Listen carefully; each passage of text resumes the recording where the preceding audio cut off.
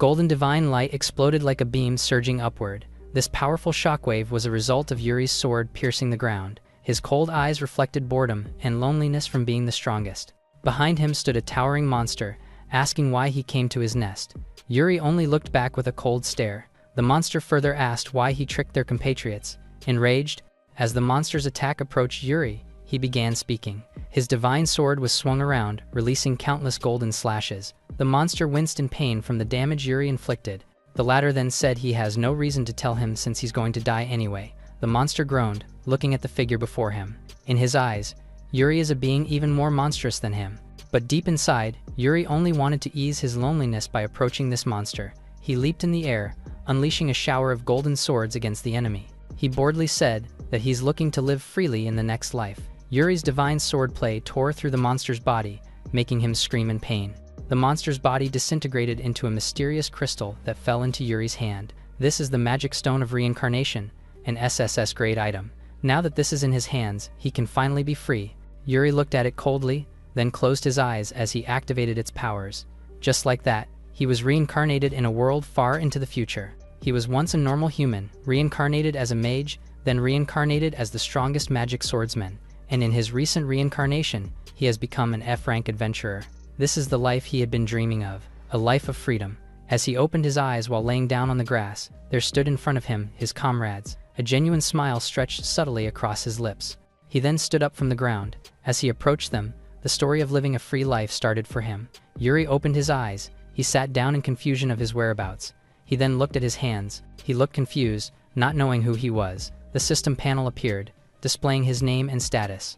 He got confused if that was his name. Suddenly someone appeared behind his back. It was a bunch of goblins, looking directly at him. He stood up as he got surrounded, not knowing what those are. Someone asked him, prompting him to turn its way. A massive goblin appeared, asking his business in their territory. It was a goblin lord with B grade. He responded, admitting that he doesn't know as well. The lord laughed at him, saying that he can't fool him. The lord asked if he was a servant from the Adventurers Guild. It then pointed his finger as the goblins surged towards him. Yuri stared blankly, asking why it ended up like that. He then noticed a stick below, remembering that he was wielding a sword. His body acted on his own, and quickly grabbed the stick. He then turned his gaze, killing the goblin in front of him. The goblins were stunned as they couldn't believe it. The lord told them not to be afraid as Yuri is just a mere human. The goblins surged forward, aiming their weapons at him. He positioned himself, slashing every one of them and landing on the ground unscathed. The Lord Goblin was taken aback as it found him standing in front. He looked at the stick as he acquired an advanced level of swordsmanship. He remembered his past life being a sword saint. The Lord opened its mouth as flame began forming, channeling it in front of Yuri. It was sure that Yuri could do nothing against its magic. A silhouette appeared standing amidst the smoke, confusing the Lord. It was Yuri, standing unscathed and acquiring advanced fire magic. The Lord asked him in disbelief, being alive despite receiving its magic attack. Yuri's eyes narrowed, activating his firestorm skill as a massive flame appeared. His attack landed on the Lord, prompting it to wince in pain. After what happened, he remembered having another past life. Before becoming a sword saint, he was a demon emperor. The system panel announced his inherent ability of memories. In his first life, he was a black company slave. On his first reincarnation, he was a demon emperor. On the second one, he was a sword saint. And he was now on his third reincarnation. The memories of his past reside within his body. His eyes saw something. It was the previous memories of people pleading at him. He was sitting in the mountain of corpses, as people called him a monster. In the present, he began ascending through the cave. He recalled wanting to be free from the selfish world. His eyes suddenly widened, seeing a beautiful landscape in front of him. He was tired of being used in his past life, so he swore to live just for himself in this life. Amidst the forest, Yuri only has some food and money and a rusty sword. He sat on the log, thinking that it is better than nothing. He grabbed the sword, thinking if it could still be used. The panel showed up as he acquired an analysis skill. His eyes suddenly glowed. The sword is a D grade, and it was made of iron but is hard to repair. He realized that his skill allows him to see the item's information, but he can't check the location's information. He thought that it would be helpful if someone was nearby. He then heard some rustle at the back, prompting him to look behind. A slime suddenly showed up in front of him, as if calling his attention by cooing. Yuri realized that it was harmless. The slime moved closer with sparkling eyes on his food. He then gave it the meat he had, prompting the slime to eat it happily. The system panel once again showed up, announcing that he acquired a B-grade taming skill. The slime happily threw itself at him, causing him to pet it as he realized that he was able to communicate with monsters. He figured out that he acquired skills spending on his actions. He then suddenly heard a loud cry at a distance. A lichen was running for his life. It was Pancho, pleading for someone to save him. He stared at him, as he appeared in a perfect moment. The slime was left confused about being left, while Pancho was shocked with his sudden appearance beside him. Pancho asked him in confusion while he admitted that he had some questions to ask. Yuri asked him if something happened, prompting Pancho to look behind with exaggerated expression. A flying monster suddenly appeared above them. It was a B-grade cockatrice, causing Yuri to look back. The cockatrice surged below, while Yuri asked Pancho a deal to answer his question if he defeated it. His gaze narrowed, grabbing the handle of his sword. He then stopped and faced the furious cockatrice. He imbued his sword with magic, causing it to glow in blue as he drew. He positioned himself, slashing the cockatrice in half in an instant. A blue beam emerged from the forest, dividing it in half with such a magic force. Pancho's mouth parted in disbelief. His sword broke into pieces as he acquired an advanced level of magic enchantment. The sword couldn't bear the magic enhancement he did. Pancho stuttered, prompting Yuri to look at him. He got scared, thinking that Yuri was a monster. He once again ran away, asking someone to save him. Yuri quickly followed up on him, telling him that it wasn't what they talked about. The slime barely followed, seeing something in front. It looked closely, seeing the cockatrice's corpse. A glowing stone was left on its body. Pancho and Yuri were sitting at the log and talking about Yuri's memory loss. Pancho admitted that he thought he was a demon, but Yuri assured that he wouldn't attack him. Pancho knew that Yuri really didn't know anything. He began telling him that the forest is governed by cockatrice. His party was looking for rare items and he acted as a decoy. He clenched his teeth, remembering that he believed in his companions. Yuri was looking at him in silence as he listened. Pancho apologized, saying it was off topic. He stood up, praising Yuri for defeating the cockatrice in one strike. He then recommended him to go to Adventurers Guild to verify his persona. Yuri asked what an adventurer is, in which he replied that it was a profession. The quest includes the monster's subjugation and collection of rewards. It also includes searching for a lost cat, as it depends on their rank. Pancho told him the direction of the Adventurers Guild. Yuri thought that it was the best profession for him to live on his own.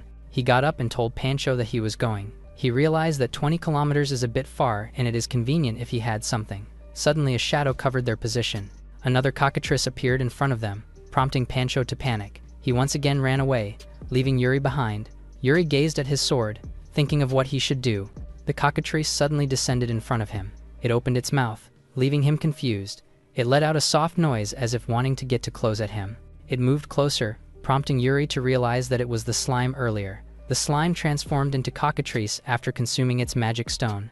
Yuri noticed that the slime had an amazing ability. His eyes widened in realization, calling the cockatrice out. Suddenly, they were flying mid-air. Yuri laughed, saying that it was nice to be up. He then shouted that he could see the radial. In front of the city, Yuri thanked the cockatrice for saving him some time and energy. He told the slime that they need to part ways now because of its form.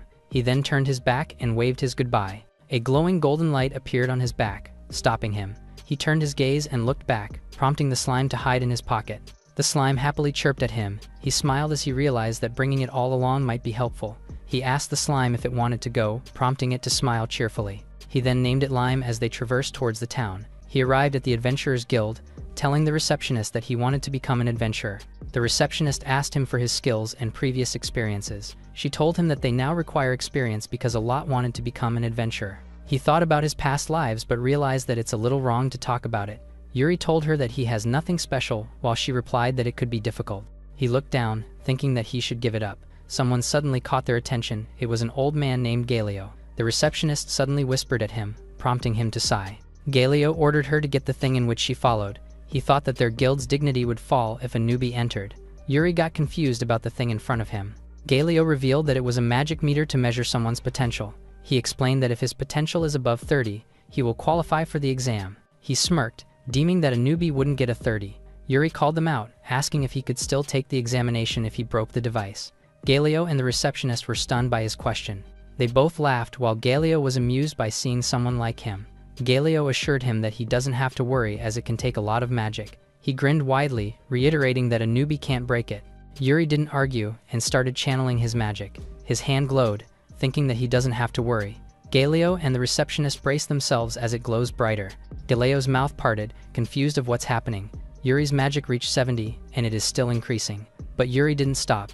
The magic meter broke, and his magic engulfed the area. Galio clenched his teeth while Yuri apologized to him. He then asked if there was no problem about breaking it, prompting Galio to laugh nervously and tell him that it needed some maintenance. The latter deemed it impossible, thinking that Yuri had done some trick. Yuri just looked at him in confusion, while he grinned widely as he thought that he was calling for punishment. He turned around, telling Yuri that he will give him special permission to do the exam. Yuri thought that Galio is a nice fellow, being unaware of the danger he had. A bunch of examinees gathered around the area. Galio informed him that the exam will start in 3 minutes. Yuri looked around, thinking that it wouldn't be easy to get accepted. Someone asked if he was troubled. It was a girl following up a question. The girl named Arya enthusiastically offered him help. She revealed that she already tried 7 times, so she was a veteran. Yuri's words struck her as if it was lightning. Her eyes became teary as she stammered to answer. She sat down in devastation, revealing that she always failed. She suddenly leaned closer, whispering something. Galio grinned widely, announcing that the exam had begun. Their eyes widened as Galio revealed that the first exam was fencing. He called out Johnny, the first candidate for the exam. Galio and Johnny stood face to face while Arya cheered for them. The exam started as their swords began clashing. Multiple slashes appeared in the battlefield. Yuri observed that Galio and Johnny are equal in ability. Johnny arrogantly taunted Galio, saying that he wasn't a big deal. Johnny's sword broke, alarming him. It was cut in half as Galio charged forward. Johnny turned his face, looking at the broken half on the ground. Galio grinned widely and mocked him, telling him to start all over again. He laughed out loud, prompting Johnny to curse in anger. The onlookers were disappointed, revealing that no one can really beat him. Yuri's eyes glowed as he uses his analysis skill. He saw that Galio's sword is a B grade, while Johnny's sword is only an F grade. Galio grinned widely, calling out the next one. He told Yuri to come ahead, promoting Arya to look at him. She cheered on the side as Yuri walked forward. He grabbed his sword, despite wanting to see Galio's fight more. He drew his broken sword as it can't be helped, causing the other examinees and Galio to look at him in disbelief. Yuri looked at his sword, remembering that it was broken. Yuri remembered that his sword broke when he fought the cockatrice. He looked up innocently when Galio made a sound. The latter burst out laughing, mocking his poor sword. He then told Yuri that if he wanted to retire now, he could go. He smirked, telling him that it would be a disgrace if he killed him. Yuri gazes at his sword, thinking of what he should do. His eyes became cold, thinking that he should win without meeting his sword. He told Galio to start. He confidently added that it will end in a second. Galio's eyes darkened. He then dashed forward furiously to attack him. He suddenly halted mid-fight as Yuri activated his sword saint skill. He vanished in front and appeared on Galio's back. The latter stood frozen because Yuri's broken sword was on his neck. He began sweating in fear while Yuri stood with a piercing gaze. Arya looked at him in awe as he used his technique that lets him move behind the enemy. It occurred through the gaps of his enemy's movement. He used to do it a lot when he was still a sword saint. Galio's sword fell on the ground. He turned his face and admitted his defeat. The examinees clenched their fists. They shouted in unison and praised Yuri's move. Yuri looked up as he became an adventurer. Someone's shadow covered him, telling that the examination wasn't over. It was Magni, telling him that he will conduct his magic test. Something is now floating above the arena. They all look up in confusion upon noticing it. Magni explained that they will pass if they manage to break the target above. Yuri was confused because it is a lot easier than he thought. The examinees complain, saying that it is too far. Arya expected it to come, knowing that the guild wasn't planning to pass anyone. Yuri looked at her, confused about what she meant. He became confused if Magni used some special material to make the target. The examinees began channeling their magic upward as they couldn't do anything about it. Their magic floated mid-air, but it wasn't far enough to reach the target. They cursed in disappointment as it is impossible. Yuri noticed that everyone is using a low-rank magic and thought that there is a rule. Magni suddenly asked Yuri what the problem was. With a twisted face, he asked if Yuri would only watch. He laughed loudly, saying that Yuri hadn't learned magic. It was revealed that if one mastered one skill, it is impossible to master another one. He told Yuri that if he can't use magic, he isn't suitable to become an adventurer. He ended the exam, saying that there weren't any suitable candidates. With his twisted face, he declared that everyone failed. Yuri raised his hand, casually creating a fireball. His fireball instantly ascended, leaving a force behind. It traverses towards the target, nearly engulfing its hull. A massive explosion took midair, leaving the whole city in shock. The examinees fell on the ground in force, while Magni's eyes widened in shock. The girl couldn't believe that an enormous flame that could burn anything took place. They were confused because a user of the legendary Inferno suddenly showed up. Yuri looked puzzled as he only used a normal fireball. A massive smoke was left above the city, while someone wearing a cloak was watching from a distance. He smiled as he awakened, but still immature at the moment. He added that he was looking forward. He disappeared, and only a dark smoke was left behind. Meanwhile, Magni collapsed on the ground with Yuri asking if he passed. Yuri passed the exam as the receptionist handed his status card. He then took a closer look at it. The receptionist told him that adventurers start at F rank and will go higher depending on his action. She added about the quest, but she was cut off immediately, because Arya shouted and threw herself at Yuri. The latter dodged her hug, causing her to land violently on the ground. Yuri confirmed that she was from the exam, prompting Arya to apologize to him. With a wide smile, she introduced herself gladly. She then leaned closer, asking for Yuri's name, in which he answered. She smiled widely, showing him her status card. She told him that they had a re-examination and passed it. She then expressed her gratitude because it was all because of him.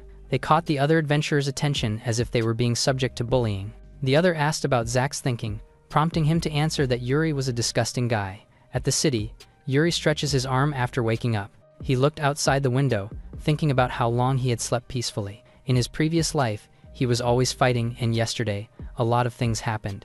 A system panel suddenly showed up. He acquired a new unattributed magic. He got confused, thinking that he hadn't heard of it. He stared at it closely as if thinking, but he eventually dismissed it in defeat. He got his money from the guild and went back to sleep comfortably. Meanwhile, someone was rushing through the hallway. Arya cheerfully barged towards his room, greeting him. He asked her what happened, but she laughed awkwardly. Her eyes suddenly bulged out, seeing Lime as bed. Yuri explained that there wasn't a furnished bed, so he asked Lime. The latter smiled at her as Yuri introduced him. Arya praised him for even domesticating monsters. She leaned closer and stared at Lime, and she suddenly called out Yuri. With sparkling eyes, she asked if she could also hug Lime. She asked Lime if it was okay, prompting it to chirp. She threw herself at it, praising it for being fluffy. She suddenly remembered her agenda. She looked at him and told him that the examination wasn't over yet. She revealed that there is still a secret examination and they had to pass it.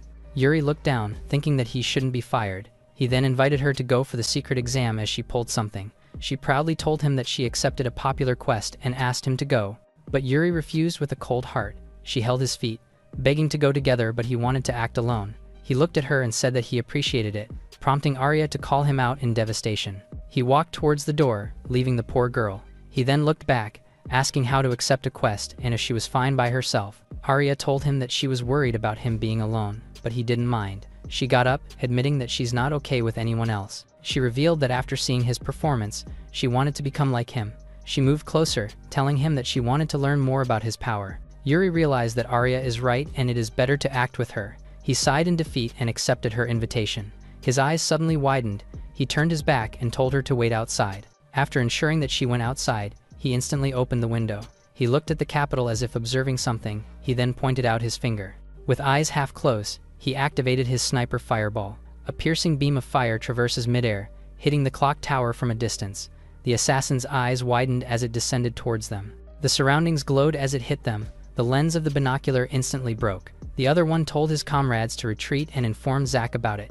Yuri looked out the window, holding his hand. He was confused as to why someone would watch him. Arya suddenly called him out, asking if he was ready. At the forest, Arya led the way while Yuri followed her from behind. The latter seemed tired that he's about to be in a forest again. As they were walking, Grade F forest mouse and rabbit were watching them. Yuri noticed them and stopped, surprising the rodents. They hurriedly scurried away back to the bushes, leaving him speechless. He then tells Arya that the quest is more peaceful than he imagined. Arya then said that she accepted a popular quest with low danger levels. She then told him that she's been waiting since early morning just for this. Hearing this, Yuri said she was amazing. Arya was utterly happy to have received such compliments from Yuri. She then stopped, realizing something. Yuri was about to take a turn opposite from the North Forest, so she stopped him, but the latter asked if it was fine to look for it down this path. However, Arya revealed that this way is connected to the East Forest. It is an infested area full of strong monsters, making it dangerous for them. She immediately pulled him, saying he only needs to keep quiet and follow her. Now that he remembers it, he woke up in the direction of the East Forest. In that place, there were indeed only high-ranking monsters. He then casually told her that he defeated a cockatrice yesterday, but she didn't believe it. Finally, they're nearing the entrance of the North Forest. As they arrived, Arya introduced him to the breeding grounds of medicinal herbs, but the land they arrived at is nothing but dry soil. Yuri asked where the medicinal herbs were, while Arya panicked that they're gone. They then speculated that someone already took them all. From behind them, a figure emerged and talked to them. It was Zack and his group, politely saying they have taken the herbs already. They introduced themselves as their senpai and told them they can put their guard down. Yuri remembered that these people were at the guild reception. They then promised to share some with them. Arya was delighted, while Zack told them that it's normal for adventurers to help each other. Hearing this, Arya was moved to tears, but as she was about to reach for the herbs, Zack suddenly dropped it. Her eyes widened in shock as she watched the herb fall to the ground. He then stepped on it, crushing it to the ground. Zack's polite smiles turned wicked, revealing it was all a charade. They then began berating them for being newbie adventurers. Yuri watched with dangerous calmness as they continued to speak, while Arya fell silent as they said this isn't the profession for them. They then told them to give up already, leaving them in the empty medicinal herb field. Now that he thinks about it, Yuri figured out they were the one he sensed this morning. He couldn't even remember doing anything to earn their hate. Arya finally exploded, calling those jerks disgusting, but she wasn't willing to give up and search the area for medicinal herbs. Yuri knew his license would get cancelled if he didn't do anything, but he also knew that searching the area with just the two of them isn't realistic. As he wondered what to do, Lime emerged from his pocket with a cheerful chirp. It began jumping up and down on top of his palm, trying to say something.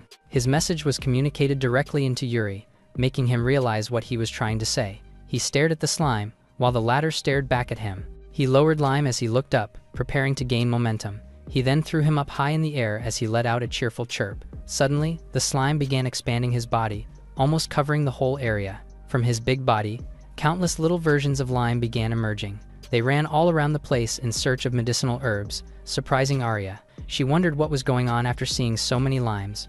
Yuri wore a confident smile. This would make their task a lot easier. Lime began searching the area with his clones, sweeping the forest to see any traces of medicinal herbs. In no time, they were able to gather a mountain of these herbs. Arya jumped up and down in delight that he gathered this much in just 1 hour. Yuri patted the slime and praised him, to which he delightedly chirped. While he suggested returning to the guild, Arya seemed to be sad. She then apologized and told him to return to the guild first. She said she just suddenly felt like walking around the forest for a while. With his usual calm demeanor, Yuri only stared at her. As she walked around the forest, she couldn't help but be amazed by Yuri. She then pulled out something from her pocket. It was the crushed herb from earlier. With a sad look, she began comparing herself to Yuri. He remembered Zack's words, she was just a brat who can't do anything by herself. She looked down, thinking she's really not fit for this profession. She knows that if this keeps going on, she won't be able to become like Yuri, but this became her motivation to keep pushing forward. She traversed the forest, trying to do anything without the help of others. She jumped from branches to branches, looking for herbs, being distracted by bird nests. After quite some time, she finally found a place. Before her lies a ground full of medicinal herbs. She happily jumped down from the branch, then approached the herbs to harvest them. But before she could get close, her movements were put to a halt. In front of her stood a hungry wolf, growling as it bared its fangs against her. She was immediately taken aback upon seeing the E-grade monster. As the wolf charged to attack her, she prepared to fight back. Still, she was uncertain that she could defeat an E-rank monster despite being a mere F rank. As she was getting consumed by her negative thoughts, the image of Yuri praising her suddenly flashed in her mind. This gave her the courage to fight. She knew that as an adventurer, she had to stop depending so much on others. She prepared herself to fight the wolf all by herself. The wolf leaped in the air with its massive jaws aiming to devour her. She managed to block the monster's attack with her short sword, but it was still powerful enough to throw her and slam her to a tree. She told herself to calm down and tried to pay attention to the enemy's movements, but the wolf won't let her take any rest and continues to attack. The tree trunk trembled as the wolf slammed towards it, but to his surprise, Arya was not there and evaded his attack. She leaped in the air, eyeing on the wolf while preparing to sweep down with an attack. She yelled as she jumped down on the wolf, aiming to stab him. The wolf watched her warily, preparing to counter, but Arya's attack successfully landed on him, planting the sword on his head. She panted as the dead wolf lay defeated beneath her feet. She looked down on it while catching her breath, thinking she really made it. She smiled, declaring that she had won. She cheerfully celebrated upon realizing that she can do it if she tried, but it was too early for her to celebrate. Countless more wolves were waiting behind the bushes to ambush her. That was when she realized that the enemies had already surrounded her. She couldn't believe that there wasn't just one. The wolves began charging at her, while she gritted her teeth and closed her eyes in fear. Suddenly, Yuri streaked through the field, saving Arya from the wolves. As she opened her eyes, she was surprised to see Yuri holding her. With a cold expression, he confidently told her to leave the rest to him. Arya called up to Yuri as the wolves began surrounding them. She was surprised as she asked why he was there. He then said that he could never return by himself. He told her that she was following her from behind, commending her nimble pace. He also brought up her battle against the wolf earlier, saying that it was a really good fight. Arya couldn't hide her happiness and let out a soft smile. But they're in no place to leisurely hang out. The wolves roared at them. They began charging at them all together.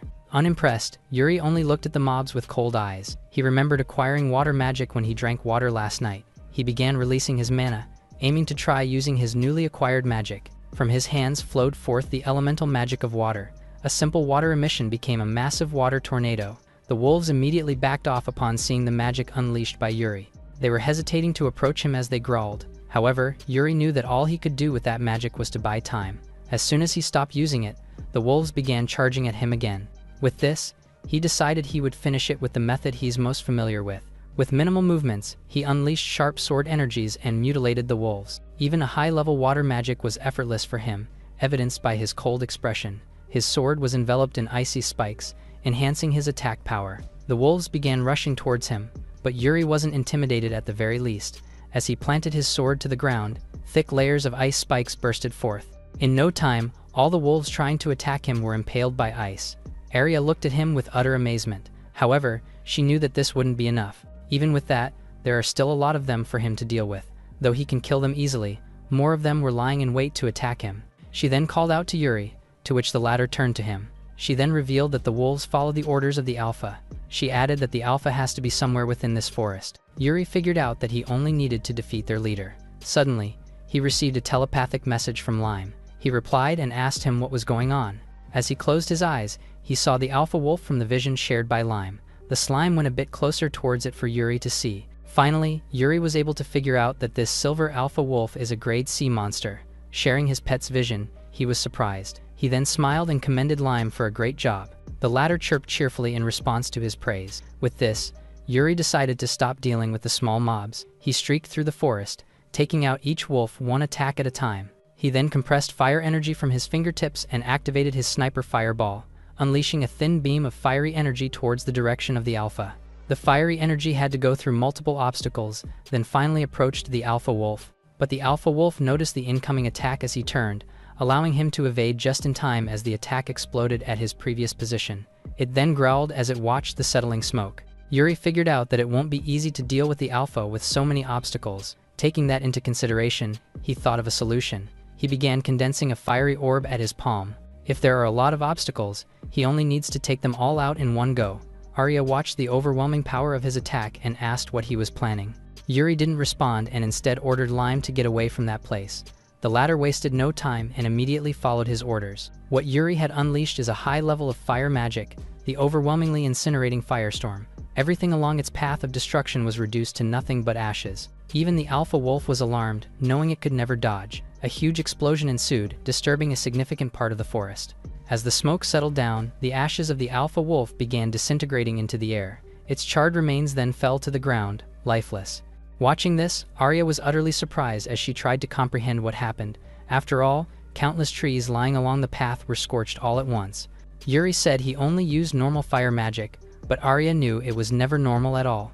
The encounter with the wolves earned them unattributed magic gems and wind magic gems. But even though they were successful, they're still having a dilemma.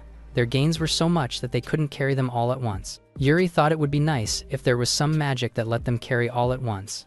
But then, he was surprised to see that he had acquired the intermediate unattributed magic skill. Back at the Adventurers Guild, Arya confidently presented the core of the wolf she had defeated. The receptionist was surprised to learn that she was able to hunt such a monster. After all, defeating an E-grade monster was not an easy thing to do as a first quest, but the receptionist had no complaints about it. She then officially recognized Arya as an F-rank adventurer.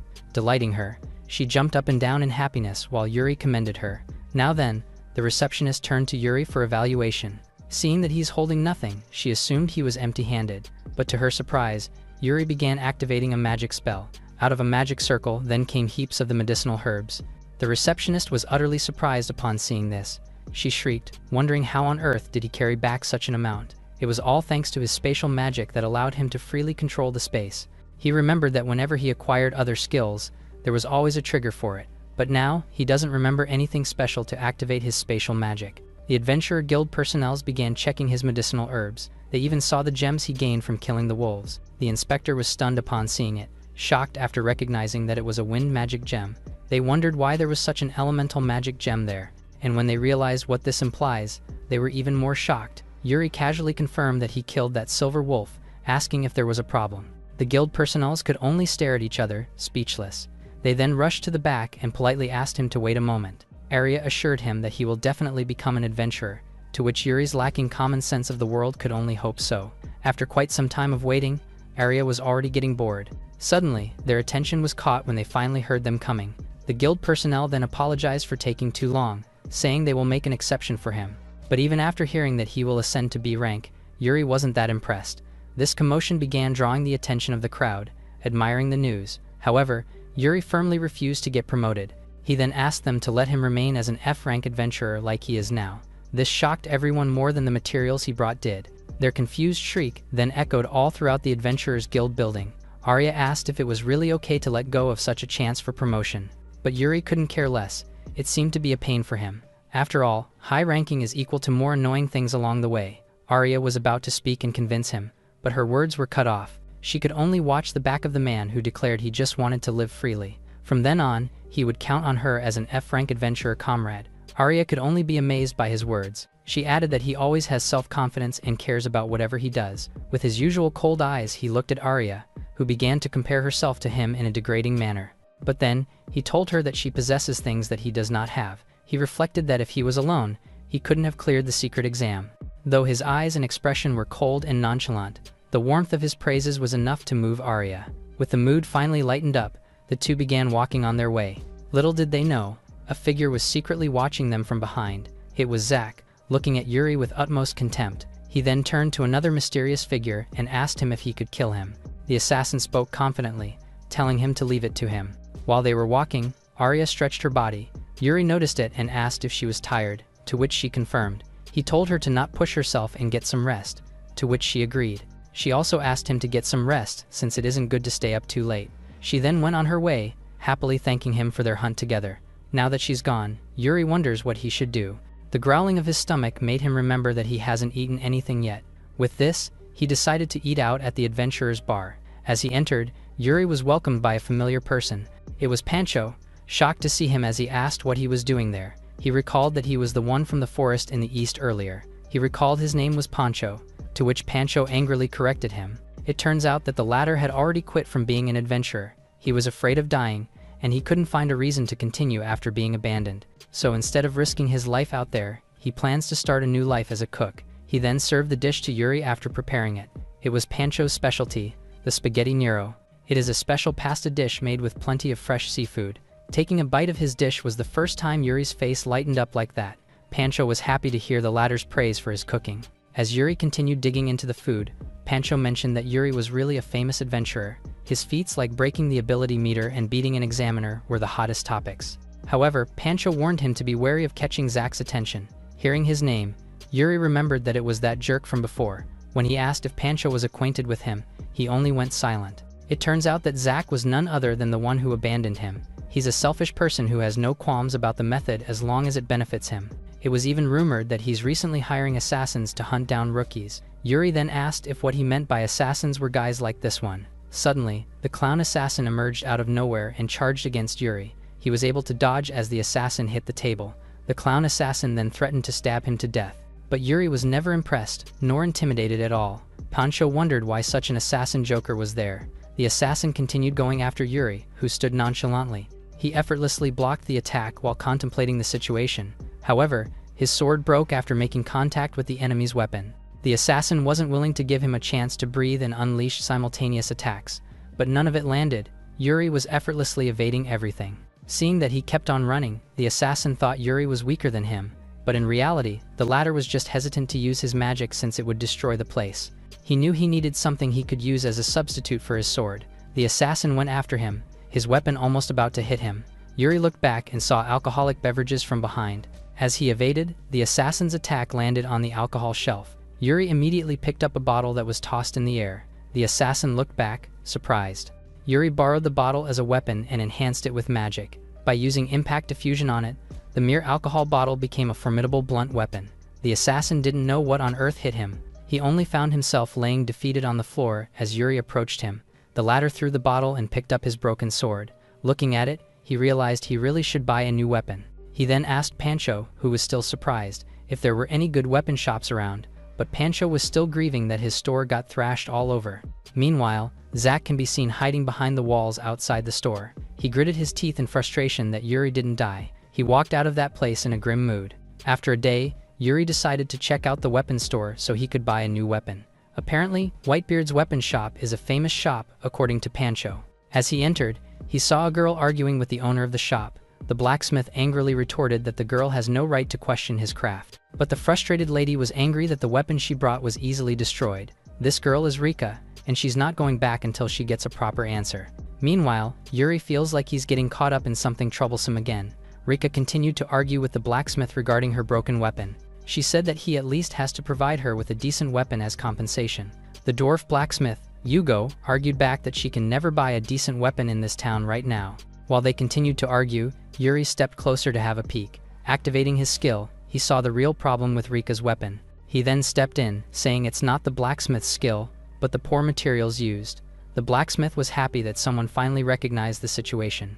It turns out that they previously used high-quality ores from the north, but after a golem took up residence there, they could only use poor materials. And if this keeps up, he's worried that the shop won't last much longer. Yuri and Rika listened quietly as they learned of the situation. The former glanced at the swords on the bucket. He picked one from them, then offered his money to the blacksmith. He told the blacksmith to let him buy the sword and he'll defeat the golem.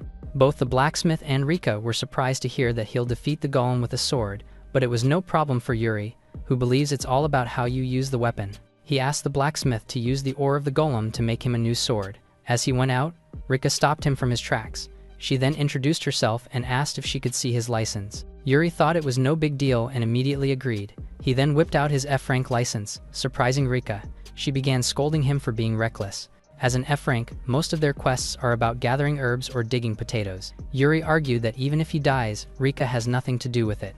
This remark made her feel embarrassed. She couldn't speak, but she continued to bicker, not wanting to leave him alone. She pointed forward, telling Yuri that they had arrived. She told him that it was the northern mine. As they walked forward, someone greeted them. It was a D-grade golem, roaring in front of them. The two of them instantly positioned themselves. Rika dashed forward, telling Yuri to watch her movements closely. She readies herself as the golem clenches its fist. She instantly dodged the attack and rode its hand. She leapt behind the golem, determined to take it down. She then struck it with her weapon, causing it to wince in pain. She began repeating her attacks as Yuri watched closely. He then realized that golems have power and durability, but they are extremely slow. He then noticed that Rika was swirling around and kept attacking the back. The golem fell on its knee as Rika landed on the ground. The latter proudly told him that there's no problem when it's her. She then revealed that the golem's weak point is on the back. A flaming sphere suddenly formed on the golem's hand, channeling it towards them. Rika was taken aback as the flame approached. She braced herself, but Yuri moved forward with his magic slash. His eyes glowed as he enhanced his sword. He leapt forward and managed to split the attack in half. He then effortlessly slashed the golem, landing behind it. The golem's remains fell on the ground as he stood. Rika froze in shock as she couldn't believe it. She barely managed to raise her hand as she stuttered. She shouted in utter shock, asking what Yuri had done, but he answered casually. She then followed him inside, saying it wasn't normal. She told him that it worked because he was lucky. Yuri spoke, leaving her in confusion. A large number of golems suddenly appeared in front of them while Yuri readied his sword. He positioned himself as his sword glowed, saying he will try it again. Rika and Yuri were standing in front of the cave, while Zach's party was prying over them. They were surprised when Yuri took down the golem by himself. Zach clenched his teeth, swearing not to forgive Yuri. Someone told him that he was in trouble, prompting them to ask who the figure was. Meanwhile, Yuri's eyes glowed, killing the golem in an instant. He then slashed his sword around, striking the others. Rika's face began sweating as she stared in awe. She was left standing at the entrance as Yuri finished most of the golems. He managed to acquire a lot of E-grade iron ore, thinking that they won't have any trouble in making weapons. Lime started going down. It looked at the non-elemental magic stone as if wanting it. Rika suddenly asked who exactly he was, prompting him to gaze at her. He faced her, saying that he was only an F-rank adventurer, but she refused to believe him. Yuri looked away, admitting that he wasn't joking. His eyes narrowed, hearing someone. He noticed Zach's party coming forward. Zach gritted his teeth, saying that Yuri is an annoying guy. Rika grabbed her sword, realizing that they weren't Yuri's acquaintances. The latter looked at her, not wanting her to get involved. He then ordered Lime to take Rika to a safe place. Lime suddenly surged forward, surprising her. It then landed between her legs, and transformed bigger to give her a ride. Rika shouted, not knowing what that was. Yuri then confronted Zach, asking why he was so obsessed with him. He added that he hadn't done something for him to hate. Zach just sneered at him, remembering how many times he tried to crush him, but Yuri always ended up being fine. He looked at him with glowing eyes as he stepped into their territory. Zach furiously shouted at him, but he stood unfazed. Zach's comrades darted forward to attack him, but he moved swiftly as if nothing happened. His comrades fell on the ground, but they instantly got up with glowing eyes. They suddenly attacked him and held him back, prompting Yuri to get confused as he was sure that he struck them down. The system panel showed up, stating their status effect as Berserk. He looked at Zach, noticing that he was also affected. Zach shouted at him, swearing that it was the end. His wind blade surged forward, going through his direction. Yuri thought that a direct attack would be bad. His eyes suddenly widened as the system panel showed up. The wind blade suddenly struck hard, leaving only a large smoke. Zach sneered, thinking that he killed him. But he got caught in something. It was Yuri controlling the wind he attacked. Yuri managed to acquire an advanced wind magic, prompting Zach to react in shock. Yuri used his Gale Blast and sent Zach flying midair. He then struck down the ground, sending all of them away. Yuri looked at his hand as he acquired wind magic by just watching Zach. He then stared in front blankly, but his gaze suddenly landed behind. He called out someone, telling them to come out. A large shadow suddenly appeared. It then revealed a ninja with a confident figure. He then grinned widely and greeted Yuri, but the latter just stared at him blankly. The ninja greeted Yuri, introducing himself as Nero. Yuri noticed that Nero is quite skilled because he shielded himself from his attack. Nero praised him, saying that the weaklings couldn't stand up to him. He extended his hand, giving Yuri two choices. He asked him to join them or to die in his own hand. Yuri looked down, having to feel something. He somehow recognized familiarity with Nero. His memories flashed through his eyes, seeing himself looking at the bunch of soldiers. When he was a sword saint, he suffered a lot by joining an organization like theirs. Yuri directly asked if Nero was one of the numbers, prompting Nero to react in shock. The latter found it interesting because Yuri knew about them, thinking he might be one of them. He then asked Yuri to show him his hand to check his number. He proudly showed Yuri the number at the back of his hand. Yuri looked at his hand, remembering something. The members of the organization have numbers inscribed in them. The lower the number, the stronger the combat ability. He wondered if he still has the number inscribed in his reincarnated body. Nero's eyes widened in disbelief, seeing Yuri's number as 0. Nero deemed it impossible, as the number already retired 500 years ago. Yuri was confused about 0 because the strongest is number 1. Nero thought that Yuri was fooling them with a fake number. He instantly dashed forward to attack him. He swirled around him, leaving his afterimages. He spoke behind Yuri, asking if he could keep up with his speed. Yuri recognized that he is indeed fast, the fastest he had encountered so far. Nero was surprised when Yuri dodged his attack effortlessly. He was wielding a B-grade poisonous dagger. Seeing that Yuri reminded himself to be careful, he raised his arm to attack, restricting this every move. He then launched a massive fireball towards Nero, but he only mocked his attack as he appeared unscathed. Yuri blankly told him that he didn't intend to defeat him with that. Instead, he followed up a wind blade as he caught him off guard. The blade landed on Nero's thigh, causing him to curse. He then grinned widely, praising how formidable Yuri was. He was surprised when ice coated his entire feet. He clenched his teeth, being immobilized. Yuri then raised his hand and summoned a water whirlwind, causing him to wince. Nero was in utter shock because Yuri used 3 magic at once. His mouth then parted, seeing Yuri use his enchantment magic on his sword. He then panicked, asking Yuri to stop. He shouted in desperation, but Yuri didn't stop and landed his final blow. Nero became an ice statue, while Yuri swore that he will never be chained down once again. He looked back, determined to live freely. Back to the weapon shop, the blacksmith showed the sword he had created. Yuri expressed his gratitude, saying that he owes him. He held up the B-grade Buster sword, thinking it should be enough for a while. Yuri became confused, as the blacksmith used a lot of good material, but the latter waved it off. He smiled widely and urged him to take it because he can make weapons again. Yuri smiled in response and thanked him. He was in disbelief as the blacksmith gave him such service by taking down the golems. He now secured a good sword and acquired a new skill. He turned his gaze, hearing them call him out. It was Rika and Arya, telling him all the good news they had. The two of them suddenly noticed each other, becoming curious of each other's name. Arya suddenly bickered, asking Yuri if he likes girls like Rika, but the latter refused. Yuri decided to walk away silently as the two converse. He smiled, thinking that becoming an F-rank adventurer is fun. The receptionist's greetings echo inside the guild. Yuri was looking for a hunting quest with high reward and a lot of monsters. He told her that he wanted to give Lime more magic stones. The receptionist handed a quest, saying it is perfect for him. The quest is a goblin hunt, having good rewards. Yuri settled the job while Lime chirped. The receptionist halted him, saying there is one condition for the quest. He needed to form a party for safety considerations. Yuri checked the party recruitment board, looking for one. He overheard the three from afar talking. Micelle told Lid to get going, but the latter told them to wait. Yuri called them up, saying that he saw the job. Lid grinned widely, saying they have been waiting, but he was disgusted at the back of his mind. He walks forward, saying that Yuri fits the requirements. He then asked him to show his license, in which he followed. He read it closely, but threw it at Yuri after.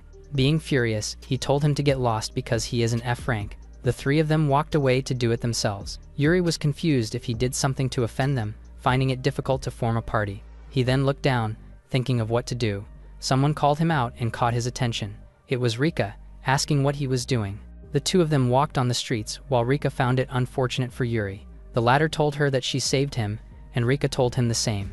She revealed that the goblins at the northern forest had been hunted, so she decided to go to the western highlands. Yuri told her that 2 hours is a bit far, in which she agreed. Yuri looks at Lime, while Rika was hoping for something they could ride. She got confused when Yuri told her that they have. Lime glowed brightly as Yuri put his trust on her. Lime then transformed into a cockatrice, causing Rika to bulge her eyes out in shock. As they ascended, Rika kept shouting in shock. She was weeping, asking what that is. Yuri answered that they are just riding the transformed Lime, which is normal. They arrived at Western Highlands with Lime transforming back. Yuri thanked Lime while Rika almost threw up at such speed. Her gaze suddenly shifted. She praised the wonderful view around. Rika sat down, telling Yuri that the water was clear. Yuri suddenly noticed something, prompting him to turn his gaze. An arrow suddenly appeared, directing towards Rika. Her eyes widened as she noticed, but Yuri managed to quickly grab the arrow. Rika apologized quickly, while Yuri seemed to realize something. He managed to discover that they were attacking when the adventurers were relaxing. The goblins grinned at them with a sneaky laugh. Yuri activated his analysis skill, counting the number of the goblins around. A bunch of arrows suddenly surged towards them, prompting Yuri to grab his sword. He managed to block the arrows with his sword slashes. Rika was just standing behind. Her eyes widened in amusement as she watched him, her lips sealed in seriousness, while Yuri was facing the goblins ahead. The goblins positioned themselves, making a sketchy sound. Yuri raised his sword, determined to finish it in one go. Rika suddenly walked forward and halted him. She asked if Yuri could let her handle the goblins. She then pulled her sword out, saying that she should fight as a knight. Rika instantly dashed forward, swinging her sword. She slashes down the goblins with determination, not wanting to be a burden again. She moved with grace and eagerness while killing them. Yuri watched her closely, realizing that she is an amazing adventurer, but there were many of the goblins around, so he ordered Rika to hold the front line. Rika glowed as Yuri cast enhancement magic on her. She was confused about what happened. As she swiftly slashed the goblins ahead, her body felt light and she was full with power. She curiously asked Yuri, but he just told her that he'll leave the enemies on the ground with her. He noticed the goblins attacking from the trees. He told her that he will take care of the enemies above. He summoned his arcane cannon, attacking them from a distance. The goblins' corpses were all over the ground, while Rika was gasping for breath, defeating a lot with just the two of them. She instantly got up, eager to know what Yuri did to her body. Yuri told her that he enhanced her body, saying it's normal, but she retaliated. He asked Lime if the magic stones were tasty while Rika looked at him in confusion. She clenched her teeth, feeling something. She then landed on her knee, prompting Yuri to ask her. The latter rushed towards her as she told her that she just got grazed. Yuri activated his analysis skill, seeing Rika's wound with poison. He knelt down, informing that she got poison. He then ordered Lime to suck out the poison on Rika, in which she instantly followed and attached herself on the wound. She began sucking it and the wound instantly healed. Yuri suddenly acquired an advanced holy magic by doing it. Rika thanked Lime, saying she felt much better now. She was about to get up when Yuri stopped her because it still hurts. He closed his eyes and began glowing using healing magic. Rika was surprised, asking where he learned the rare magic. Yuri casually told her that he learned it just now. Rika scolded him, saying that it is the rarest magic of all. She then led the way, saying that they should find the nest, but she doubted it because it is not easy to find it. Yuri suddenly told her that he knew where to find it, prompting her to turn around. He admitted that he saw some escaping and he attached Lime's part on them. Lime cheerfully responded. She then instantly transformed and guided them to the goblin's nest. The three of them then began searching for the nest, until they finally arrived in front of the cave. Yuri informed her that Lime told him it is the place, but Rika stopped him to act rashly. She added that there might be a large number of goblins inside. Yuri thought of it, remembering the goblins he encountered before. He then asked her if they could just blow up the cave. Lid and the two girls suddenly appeared on their back. Rika asked if Yuri knew them, but he refused, fuming Lid in front. Yuri then remembered that it was them who had been following since earlier. Lid commended him, but a mock didn't escape from his mouth. He then asked Yuri to turn back from there. He arrogantly told him that he won't stand a chance against the strong goblins. The three of them then entered the nest arrogantly. Rika was glad that he didn't join their party. The two of them then walked forward, while Rika reminded him to proceed carefully. Emily told Lid that she was scared, but he assured her. Yuri noticed that they had been walking far but didn't encounter a single goblin. Rika looked down, noticing the dark fog around their feet. Yuri activated his analysis skill, an E-grade dark mist surrounding the whole place.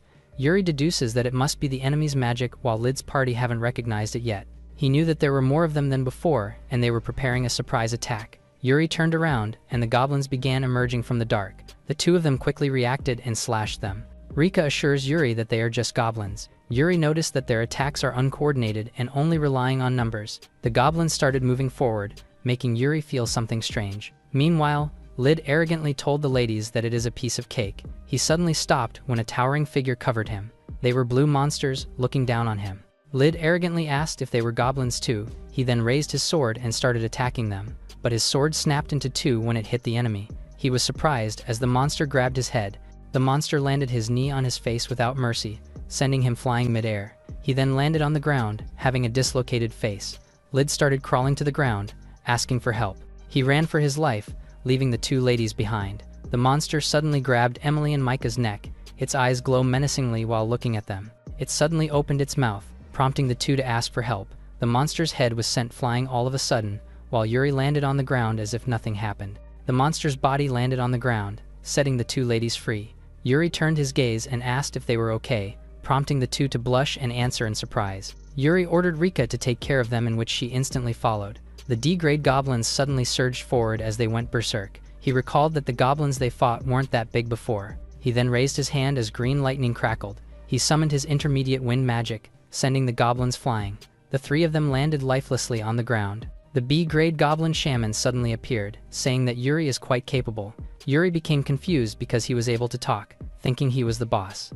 The shaman smirks, saying how cruel Yuri is. A dark energy suddenly appeared on the goblins' corpses. It then floats above him, surrounding his whole body. The shaman laughed, asking if he was surprised, as it is the cursed magic. Yuri looked at his hand, unable to move because it was draining his magic. He deemed the situation bad as his vision became blurry. Rika shouted that the magic was dangerous, but the shaman told them that it was too late. Yuri managed to break the cursed magic and acquired an advanced level of it. The shaman's eyes widened in confusion. He then looked up and saw the curses above him. Yuri decided to return it all to him, as the curse energy descended. The goblin's soul suddenly complained about him. While he pleaded with Yuri to talk it out, the shaman shouted in pain as the cursed magic engulfed his whole body. His face began disforming. He then landed on the ground with only his skull left behind. Yuri left a final message, saying that the shaman was the one they hated the most. Below the brightest sky, Yuri was fishing at the edge. He looked up, saying that it was peaceful. He remembered his first life, not having that kind of free time. He realized that his desire for freedom stems from his previous experiences. Emily suddenly called him from a distance, getting his attention. She informed him that they turned a new leaf, devoting their lives for him. Yuri remembered what happened to them, thinking if they had recovered. The two of them cheerfully ask if they can do anything to help, prompting Yuri to order them to put some bait on the hook. They were in utter shock, seeing a large number of worms. They instantly ran away in terror, refusing to do it. Yuri got confused as he caught the box. The rod suddenly moved and caught his attention. A massive whirlpool began forming, prompting Yuri to get up for the big catch. He then used his enchantment magic on the fishing rod. He instantly pulled it up, revealing a really massive shark midair. It then descended towards him, prompting him to grab his sword. Yuri quickly slashed the shark in half before it reached him. He got a beginner fishing skill, while thinking if it bleeds properly. He turned his gaze, hearing a loud scream. It was Arya, being confused about what was happening. She walked forward, but slipped on the ground with a loud thud, causing Yuri to ask. Arya returned the question while visibly in pain. Her face lit up and told him to hurry because they will be training, prompting Yuri to ask about it in confusion. She revealed that new adventurers have to attend training once a month or their license will be revoked. He suddenly thought that it might be a problem, while Arya grabbed him like a piece of paper and went ahead. She once again slipped, causing Yuri to suggest that they should change first. The two of them arrived at the training grounds, seeing a bunch of adventurers waiting ahead. Yuri confirmed if everyone was there for training while Arya was nervous on his side. A purple-haired girl from above acknowledged everyone's presence. She then landed effortlessly in front of them. It was Isha, telling them that the training will begin. The adventurer's mouth parted in disbelief, prompting Yuri to ask if she was famous. Arya revealed that Isha is the rank 10 in B rank and achieved it at an early age. Isha informed them that she will be the one to train the F rank trash. She positioned herself, saying that it is her job to make them a little better. One of the adventurers got annoyed, grabbing her collar in an instant. Isha grabbed his hand, sending him flying midair in an instant. She informed them that she does not like beating around the bush. She then announced that she will educate them through practical training. She dared them to come at her, prompting the adventurers to attack in fury. She readied her whip, instantly attacking each and every adventurer in front of her. The adventurers collapsed on the ground as she stood unfazed. She then turned her head at them. Arya covered her mouth in amusement while Yuri stood beside her. Isha suddenly called them out. She smiled and told them that they did good in assessing her. Arya hid behind Yuri while he was thinking that it is not like that. Isha walks towards them, saying that she likes them. She stood before them, saying that she would give them a special sword lesson, prompting the two of them to look at her in confusion. Arya tried to confirm if it was the right approach, in which Isha instantly agreed. She then revealed that her purpose is to teach the F-rank adventurer the reality. She then added that Yuri and Arya were the only ones who could assess their abilities. Isha stopped, saying that they had arrived. She then told them to begin there in front of the large trees. The two looked around and asked her in confusion. She grabbed her weapon, ordering them to watch. She closed her eyes and positioned her weapon. The moment she opened it, she swiftly slashed the large tree in front of her. The tree's body started moving. It then landed on the ground in front of them. Arya's mouth parted in amusement while Yuri observed closely. Isha tilted her head, saying that it was B rank. She then started walking towards them, saying that it is their turn now, causing Arya to admit that she can't do it. Isha told her that it is the same for every first-timer, and the point is to challenge themselves. Arya looked down on the sword while being worried, but she grabbed it and followed her. She instantly dashed forward, determined to give it a try. She shouted with all her might, giving her best to slash the tree multiple times. She once again charged forward, slashing it with eagerness. She looked at her hand trembling, feeling the pain. Isha praised her while she was left being frustrated. Arya handed Yuri the sword, cheering him to do his best. He then grabbed it, thinking that it was the best opportunity to try his advanced swordsmanship. He walked towards the tree, making sure not to break the borrowed weapon. He then charged forward, thinking to swing lightly only. A massive wall of blue energy engulfed the area, slashing the tree in half and creating a crater on the ground. Yuri believed that he controlled his strength well because the sword was safe. His gaze landed on the girls at the back, seeing them frozen. Isha's eyes widened in disbelief, while Yuri explained that he just did what she told them and asked if it was strange. Isha hesitantly told him that it is normal while Arya seemed to scold her. Yuri believed it while Isha assured that there would be no problem even if he wiped out the forest. Later, they arrived at the rocky area to practice their magic.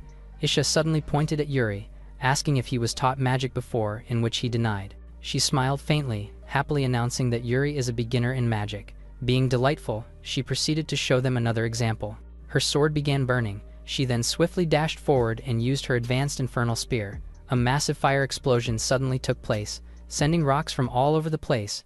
Yuri watched closely while Arya stared at it in awe. The latter praised her for doing amazing, in which she arrogantly agreed. Yuri praised it internally, thinking that it was an incredible spell. Isha pointed at him, saying that he is next while lecturing him. Arya cheered for him, saying to do his best. He closed his eyes, thinking about imagination. His sword suddenly covered in flame. It became massive and glowed brightly above. His face lit up from the flame, activating his advanced magic. He threw his burning sword, imitating Isha's spell. The sword traverses really far, landing on a mountain and causing a massive explosion. Isha and Arya's eyes bulged out in shock, while something caught Yuri's attention. A bunch of massive stones began falling into their place, causing the girls to begin panicking as they didn't know what to do. Yuri's hand glows, activating his intermediate water magic. A massive ice wall suddenly emerged from the ground, protecting them from the stones. Isha suddenly asked Yuri's identity, causing him to get confused. He then managed to acquire an advanced level of fire and water magic, telling her that he is only an F-rank adventurer. Isha laughed nervously as she froze. Her soul left her body, prompting air to call her out. From above the sky, a cloaked figure praised Yuri's swordsmanship and magic. He seemed to expect it, because Yuri managed to defeat Nero. He then asked if number 230 can take Yuri down. 230 emitted a dark aura, saying it was a foolish question. With his glowing eyes, he declared that he could not lose to a mere human. Inside Pancho's restaurant, Yuri was eating while he asked about Isha being the instructor. Munching the food, Yuri asked if Pancho knew about her. Pancho admitted that they had been at a party together, saying she is cheeky but strong. He added that Isha is never conceited and worked really hard.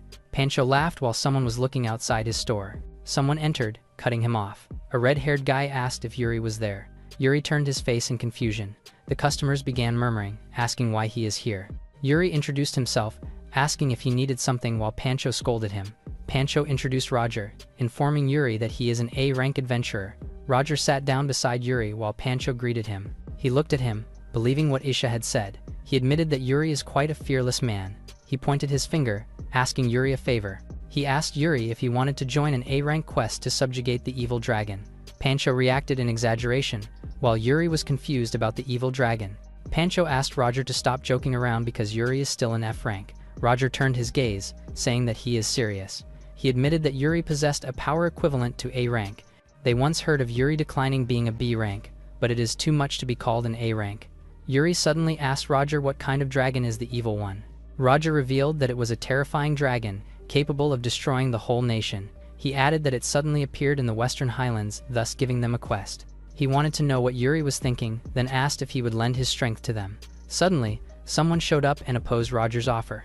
She added that, including an unknown man to their party is insanity. She moved closer, saying that Roger's judgment is cloudy. Yuri turned his gaze, asking who the girl was. Chloe introduced herself, saying that she is the rank 3 of B rank. She admitted that she heard of him, thinking he was using a trick. She added that she does not acknowledge his ability because he was an F rank, but Yuri answered that he even hasn't agreed yet. Roger told Chloe to cut it out, saying that rank isn't everything for adventurers. She remained silent, but dared to test Yuri right now while holding a fork. She faced Yuri, asking him to play a little game. Yuri got confused, asking what it was about. The fork was now covered with golden energy as she replied. She told him that if he can return the fork that she's about to throw, she will acknowledge him. Yuri boredly told her that he had not accepted the offer, but he wanted to give the game a try. He stood up, facing Chloe up front. They were looking straight at each other's eyes while the fork was glowing. Roger sighed in disbelief, while Pancho was looking at them in awe. Chloe's eyes narrowed. She then swiftly threw the fork in front. Yuri acknowledged her speed and magic, while pointing his finger out. With a faint energy, he managed to stop the fork. Chloe's mouth parted in shock, while the fork was now covered in blue energy. Yuri flickered his finger, returning the fork. A glowing blue trail flashed before their eyes as the fork traversed. The fork landed, creating an explosion behind. It perfectly pricked the wall and broke it. Chloe's face went pale, deeming it impossible. She turned her gaze, thinking that she'd be dead if it hit her. She then realized that Yuri deflected the work so that it wouldn't hit her. Roger smiled brightly, deciding that Yuri is now the final member. Yuri tried to refuse, but Roger didn't listen and counted on him for the next day. Pancho knelt down and mourned for his store, prompting Yuri to apologize. The carriage took its path on the bumpy road. Roger turned his face, apologizing. The three of them looked bored as they rode the small carriage. Yuri looked at Isha, confirming that she's part of it too.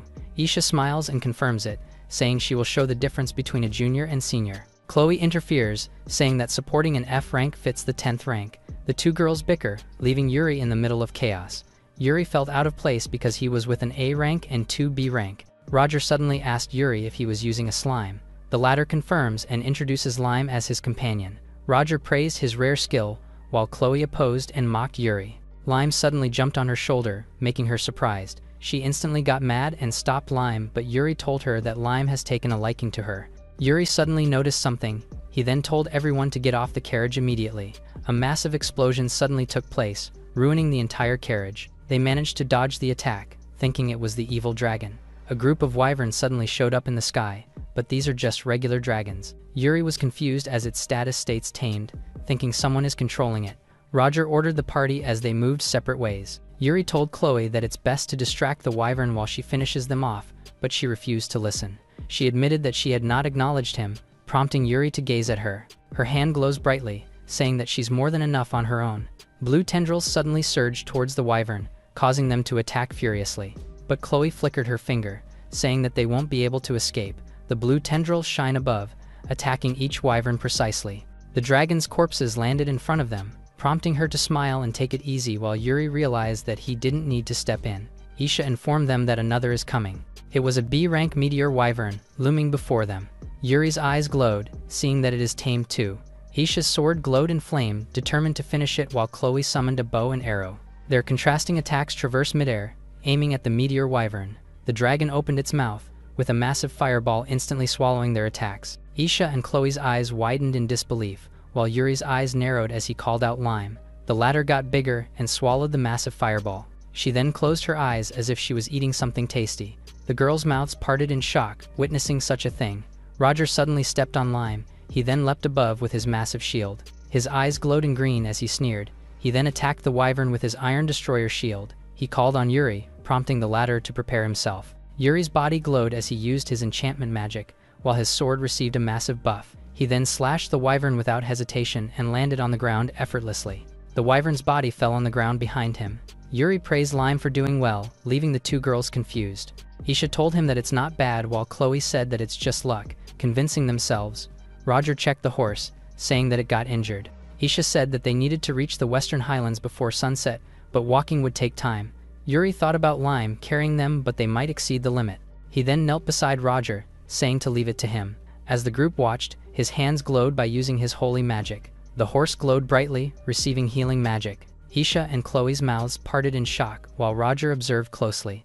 Later, the horse started running with Yuri and Roger being the rider.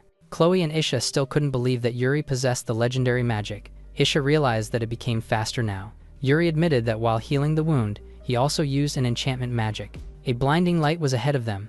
Their horses suddenly halted. The four of them were left in confusion, as the Western Highlands became a living hell in front of their eyes. The trees burned like hell. The lively animals were now covered in fire. The three of them stood while being mad by what they had witnessed. Roger informed them that the magical energy is getting stronger, so they must stay alert. Chloe and Isha were confident that the evil dragon would not stand a chance against them. Yuri's gaze suddenly noticed something. He then asked them what was that. On their side is a massive dragon bone lying on the ground. Isha and Chloe were confused if it was the evil dragons. The bones shaked, prompting Yuri to notice. He then told everyone that it was still alive as its eyes glowed. He then ordered everyone to get down, as the dragon loomed above them. It is an A-grade skull dragon, and it is being controlled by someone again. Roger told them to get ready as they positioned themselves to fight. It suddenly opened its mouth covered with purple lightning. The party couldn't move due to the shockwaves.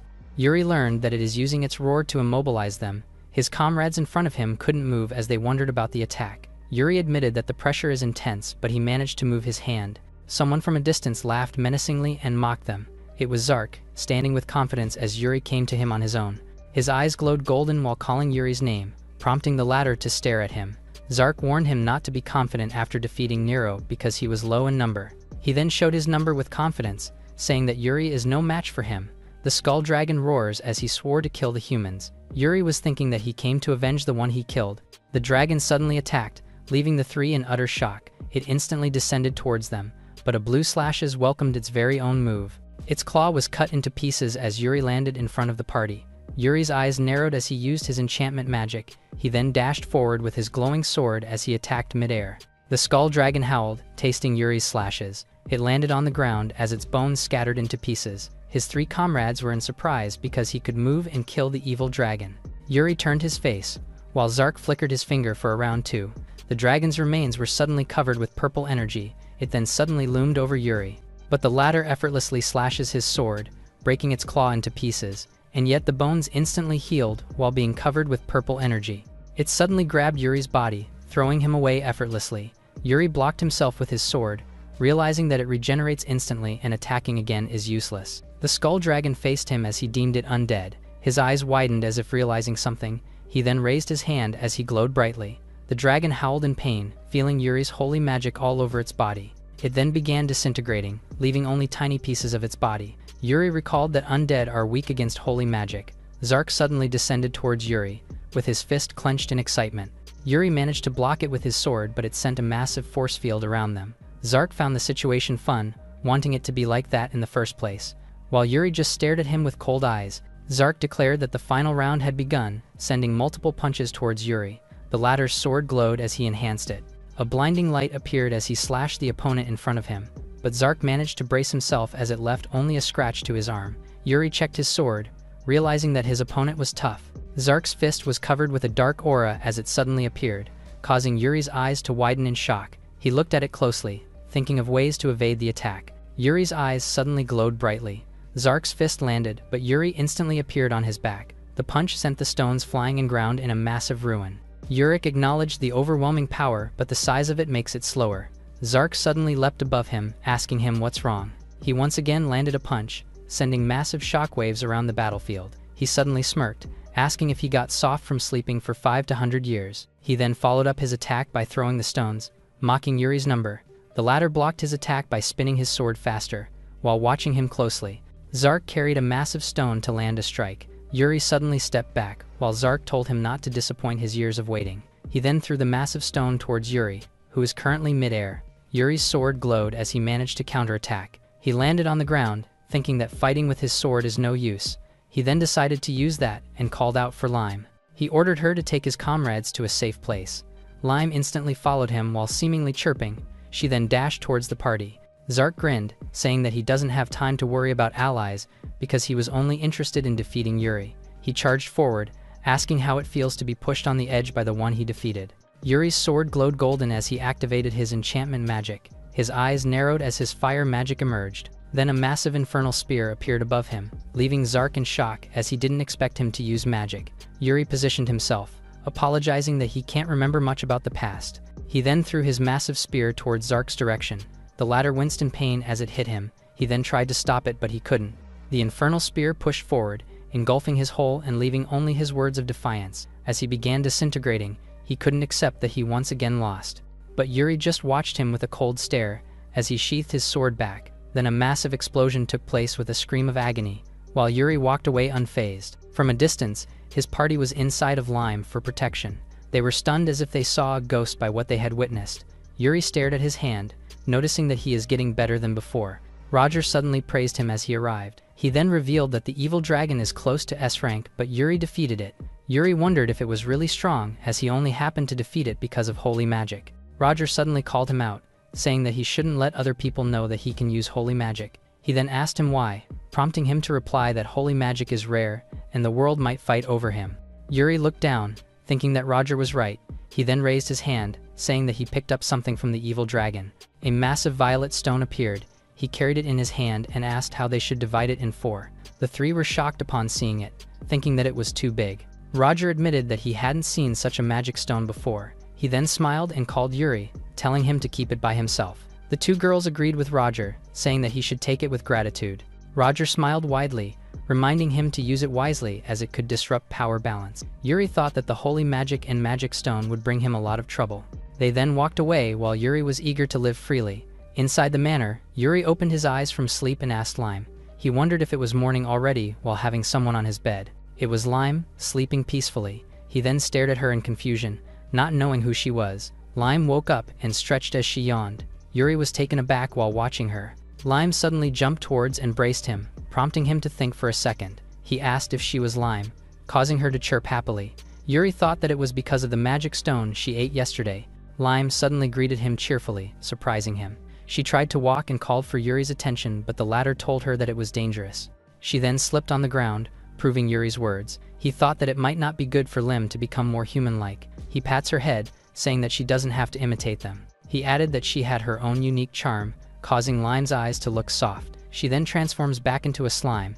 She sits quietly on Yuri's shoulder, making him smile. He then told her that they will go out for a quest today. In front of the guild, Yuri headed on the quest board. He looked up and searched for a quest today. He noticed that it is always the same quest as always. Lime chirps sadly, prompting Yuri to notice. He was frustrated when someone suddenly called him out, prompting him to turn his gaze. He pointed his finger, saying he is ranked 8 in Class C. He smirked because he was known as a wandering rare monster hunter. With a wide grin, he introduced himself as Butch. Yuri just stared at him with a bored expression. Butch then introduced his rat partner named Leo. Butch and Leo pose while Yuri notices that he tamed monsters too like him and Lime. Butch suggested Yuri to work for him for a day, but he instantly rejected him. He laughed, saying that not all the quests are posted on the board. He raised his fist, informing him that there's something called a personal quest. Yuri was quite clueless as he thought about it. He gazes at Lime, thinking that for her sake it might be worth trying it. He then informed Butch that he would take it up, making him enthusiastic. Under the bright sky, they were riding a small carriage. Yuri admitted that there's a lot he doesn't know, wanting Butch to teach him. Butch smiled widely, agreeing to tell him some solid advice while the pets were fighting over. He leaned closer, whispering why Yuri made a contract with a slime. He then revealed that there are a lot of slimes, but normal blue ones are the weakest. He then told him to find a stronger monster to contract with, having some recommendations. Yuri gazed at him, while Lime listened to them in confusion. She then jumped ahead while Yuri refused Butch's offer. He revealed that Lime is a dependable partner and she will be useful in today's quest, prompting Butch to look at him in disbelief. He burst out of laughter, telling him that he is not a monster tamer at all. Yuri stared at him and told him that he wasn't joking at all, making him laugh even more. Butch's eyes bulged when a large bird suddenly grabbed him. He shouted with all his might as the bird flew away. He was weeping with tears, asking them to help him. Yuri called out as she glowed golden. She instantly ascended towards the escaping bird and transformed herself into a cockatrice. She snatched Butch from the bird, prompting him to ask in panic. She then brought him back to the small carriage with care. Butch pointed at Yuri, asking what was the deal with his slime as it transforms. Yuri rubbed Lime's beak and told Butch that it is normal. He then added that blue slimes are just ordinary monsters according to Butch. The latter was left confused and stunned, saying that ordinary monsters don't do that.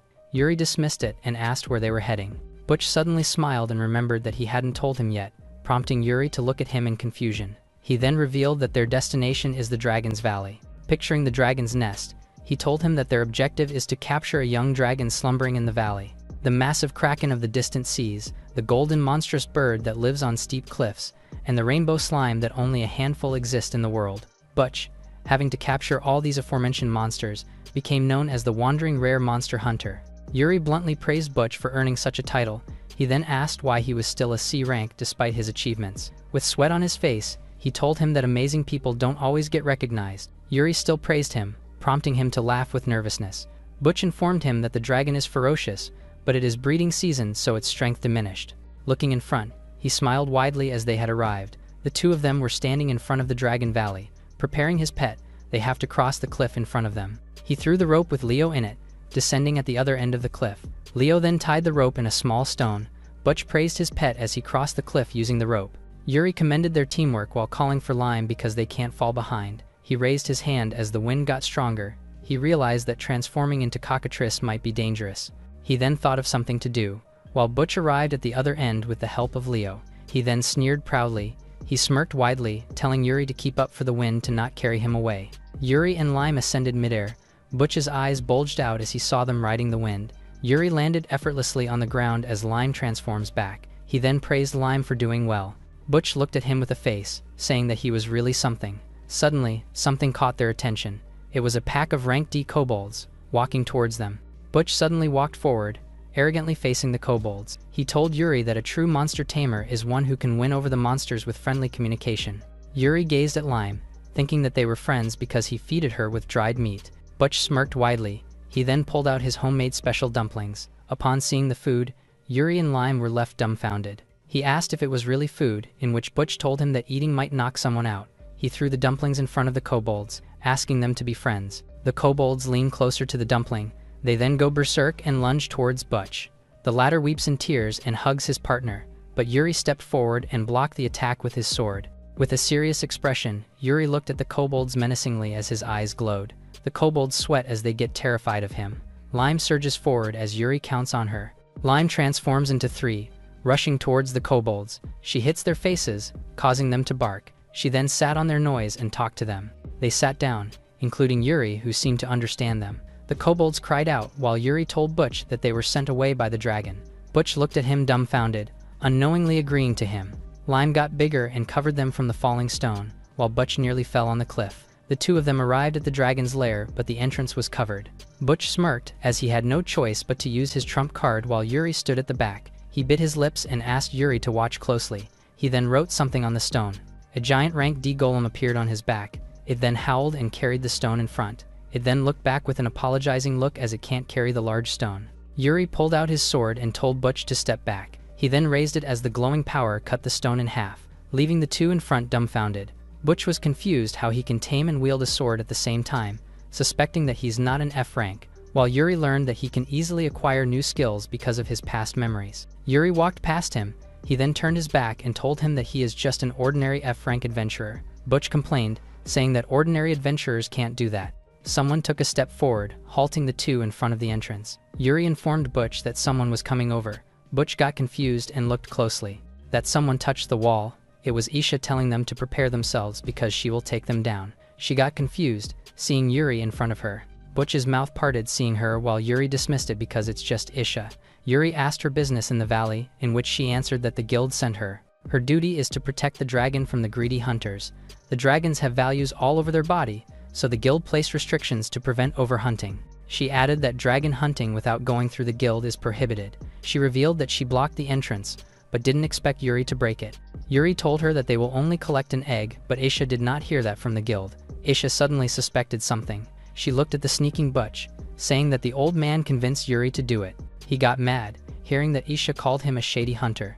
Butch broke down, showing her the license he obtained from the guild. Her eyes widened, seeing Butch is a C rank. Aisha confirms if Butch is the Butch the braggart, prompting him to clench his teeth. Yuri got confused while Aisha told him that Butch is a liar and troublemaker that is exploiting the rookie. Yuri told her that Butch's heroic tales are impressive, but he asked him if it was all a lie. Butch bit his lower lip in nervousness. He then bowed down and apologized for deceiving Yuri. Aisha told Yuri to forget about him, but Butch taught him things he didn't know. Suddenly, a couple of people appeared, prompting Aisha and Yuri to look at them with alertness. Aisha told him to deal with it later as they prepare themselves. A couple of hunters surrounded the whole area. Yuri looked around thinking that they were shady dragon hunters. Aisha walked forward, saying that she will leave the other side to Yuri, and reminding him not to use flashy magic. Yuri would like to take them down with a sword, but the footing isn't good. He looked at the confused Butch. He then bit his lip as if imitating him earlier. Aisha suddenly turned her gaze at them, while Yuri raised his hand and told her to leave it to him. His eyes suddenly glowed. 3 kobolds suddenly showed up in front of them. Aisha and Butch were shocked as he used summoning magic. The kobolds suddenly lunged towards the hiding hunter. They were attacked by the kobolds, causing them to shout in terror. Yuri raised his hand while the chaos took place. Yuri realized that the kobolds were stronger than when they fought earlier. Aisha couldn't believe that the supposedly D-rank kobolds were now B-rank. The two of them watched Yuri on his back, thinking how really strong he was. The hunters ran away, saying that they had to fall back for now. The logo on the hunter's back made Aisha's eyes widened in shock. Yuri noticed and asked what was wrong, but Aisha dismissed it. He then added that the hunters will probably come back while Aisha turned to the cave. She asked Yuri for help as they walked inside while Butch followed them. Aisha reminded Butch not to agitate the dragon because a C rank couldn't handle it. Butch scratches his head, asking what's good about B rank. The rank B sky dragon roared, while Butch smiled widely with its incredible presence. Butch suddenly looked closer, spotting something. He instantly ran towards the dragon while Aisha shouted at him to stop. He instantly climbed through the stone. He smiled widely and planned to only grab the treasure and leave. He stopped as his eyes widened, because the dragon looked at him menacingly. He then fell on the ground with a terrified look. Yuri noticed the dragon's terrifying bloodlust. Thinking that it was the strongest aura he ever felt, Dutch shouted at him and asked for his help to grab the egg. Yuri's gaze fixed on the dragon as he walked closer. He landed in front of the dragon and watched it closely. The dragon seemed to smile as it saw him. Yuri then apologized. He closed his eyes and told him that he can't cooperate. Butch moved closer, asking if he was also scared of it. Yuri seemed to understand that even for monsters, their children are more important than their lives. Hence, taking the egg without permission isn't acceptable. He then turned around, apologizing for getting on Butch's way. The sky dragon smiled at them, then laid down to rest with her eggs. Something suddenly hits the dragon's eyes, halting the 3 of them. The dragon's eyes suddenly turned red. It then roared menacingly with dark energy around it. The 3 of them turned their gaze with wide eyes. The hunters suddenly showed up as one shouted to hunt the dragon. The hunters descended with their weapons ready, but Aisha and Yuri suddenly moved to protect the dragon. A man suddenly landed in front of them, saying that it had been a while. Aisha looked at him with wide eyes as he mentioned her name. He grinned widely, saying that meeting there was some kind of pain. Aisha became serious as he recognized that it was Agnes. A vine suddenly wrapped around the sword. It was Aisha and Agnes fighting in the middle. Agnes confirmed if the guild ordered Aisha to protect the dragon. He smirked and told her to watch the dragon slip away right before her eyes. He added that Aisha's rank will be revoked too, but Aisha's eyes narrowed as she told him that he's the one out of luck. Agnes froze in his place, confused of what's happening. Yuri fought with each of the hunters, protecting the dragon. Agnes turned his head, asking if Yuri killed his subordinates. Yuri then surged towards Agnes' position, but he halted when the dragon hit him. The dragon sent him flying as he hit his body on the wall. Yuri landed on the ground and positioned himself. The dragon loomed before him as it roared menacingly at him. Yuri asked what Agnes did to the dragon. The latter laughed and told him that he sprayed it with a monster stimulant. He ran away from him, saying trash should be crushed like trash. The dragon's massive hand was about to crush him. His claw landed on the ground, smashing it. Yuri and Aisha suddenly shouted Yuri's name in shock. Agnes laughed at him and mocked him, but his eyes suddenly narrowed. Yuri managed to lift up the dragon's claw with his buff magic. Agnes's mouth parted as Yuri managed to deflect the dragon's attack with his bare hands. Yuri's hands glowed. He then asked the dragon if it could hear him. He assured it that there's nothing to be afraid of, prompting the dragon to stare at him. Its eyes went back to normal and removed its claw. Yuri praised her as he acquired the advanced taming skill. He caressed it carefully, taming the poor dragon. He realized that the dragon was just afraid of outsiders. Agnes was confused as Yuri managed to tame the dragon. The dragon roared at him as she cannot forgive the intruder. Yuri touched the dragon. His eyes lit up and told the dragon he would leave it to her. The dragon suddenly glowed golden as it roared, its eyes crackling with lightning as it awakened. It furiously surged towards Agnes. The dragon grabbed its collar, making him surprised. The dragon flew while Agnes pleaded with it to let go of him. The dragon followed him and furiously let go of him, tossing him outside her den. Yuri asked if the dragon was feeling better, in which it roared as an answer. Butch watched him in shock, while Isha called him a ridiculous person. Isha informed him that she will ask the guild for his reward for taking care of everything. Yuri asked if she was sure about it, but she agreed happily because he saved the dragon. She smiled and added that he also punished Agnes for her. Yuri asked if it was really okay while asking about Agnes. Isha revealed that they were in the same class before. After Isha got promoted, Agnes began committing crimes. His license got revoked and he got expelled from the guild. Isha asked Yuri if he knew where fallen adventurers ended up, making him confused. It was in the Under Guild. It employs adventurers to commit more crimes repeatedly. Isha admitted that Yuri is strong and kind, but she felt like taking care of a newborn baby. Because he got tricked by cunning people, he knew nothing about the world and his mindset is that of an F rank. She added that if he was left behind, he would end up like Agnes. Yuri deemed Isha's words right despite its harshness. Isha pointed at him and told him that there is another training session. With eagerness, she told him that she will help him train his mind. Inside the guild's training arena, Isha walks towards them and greets them. Yuri and the others listened to her for another training session. Isha confirmed that everyone was there and started the training. Arya shyly raised her hand, telling her that there are only 5 of them. Isha remembered it. She revealed that they were the only ones left. She added that in just a month, 3 of them died and 2 voluntarily returned their license. She commended the rookie for lasting for over a month. She informed them that adventuring isn't as easy as they thought. She looked at them directly and ordered them to stay vigilant, in which Arya answered with enthusiasm. Isha raised a sack as they got started. She told them that today's training is picking up trash. The 5 adventurers were picking up some trash on the sidewalk. 2 of them suddenly burst out and complained. Yuri remembered Isha telling him that there is something he is lacking. She told her to find it out through their training today. He was thinking that he had no intention on becoming an evil adventurer. He doesn't know how to make sure of it, but he will do as told. Arya's eyes sparkle with amusement, saying she can't fall behind either. Yuri picked up the trash diligently, not noticing them before. The kid asked his mom what Yuri was doing. The latter answered that he was picking up trash, prompting the kid to ask why. He told him that it is an adventurer training, causing his eyes to sparkle in amusement. The kid offered help, but his mom told him not to bother the adventurer. Arya suddenly showed up, telling the kid to clean up the town hall together. The 2 of them happily sing and dance as Yuri and the kid's mom watch. Yuri realizes that the more hands, the better, and proceeds to finish it quickly. They caught the people's attention, especially Yuri for being incredibly fast. The people watched as they couldn't believe that adventurers do such stuff too. Someone suddenly picks up the trash, saying that he will help out as others join too. A bunch of people suddenly help out to clean the trash as Yuri stared at them. He was confused about what's going on because other people keep gathering. Isha suddenly showed up, saying that things are going well. He then called her name out upon seeing her. Yuri told her that the townspeople suddenly helped out, prompting Isha to answer him. Isha revealed that Yuri's sincere actions moved the hearts of the people around him. Agnes had remarkable talent, but he chose to be greedy for his own gain. But if he lives sincerely, people will gather around him and help him. The thing that Isha wants is for him to understand that. Yuri looked around, realizing that he made it that far already, but it was thanks to the companions he had met. The kid ran away as he was ready to pick up the trash, but he suddenly bumped into someone. The kid fell on the ground while the Mohawk guy deemed him annoying.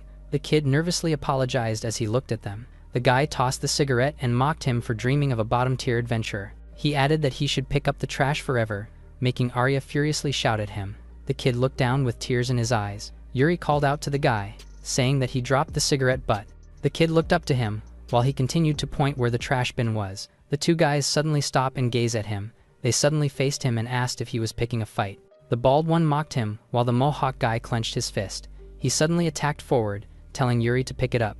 Yuri then picked it up, dodging the guy's punch. He raised his hand, handing the flaming cigarette to the guy. The guy's head burned, prompting him to shout in pain.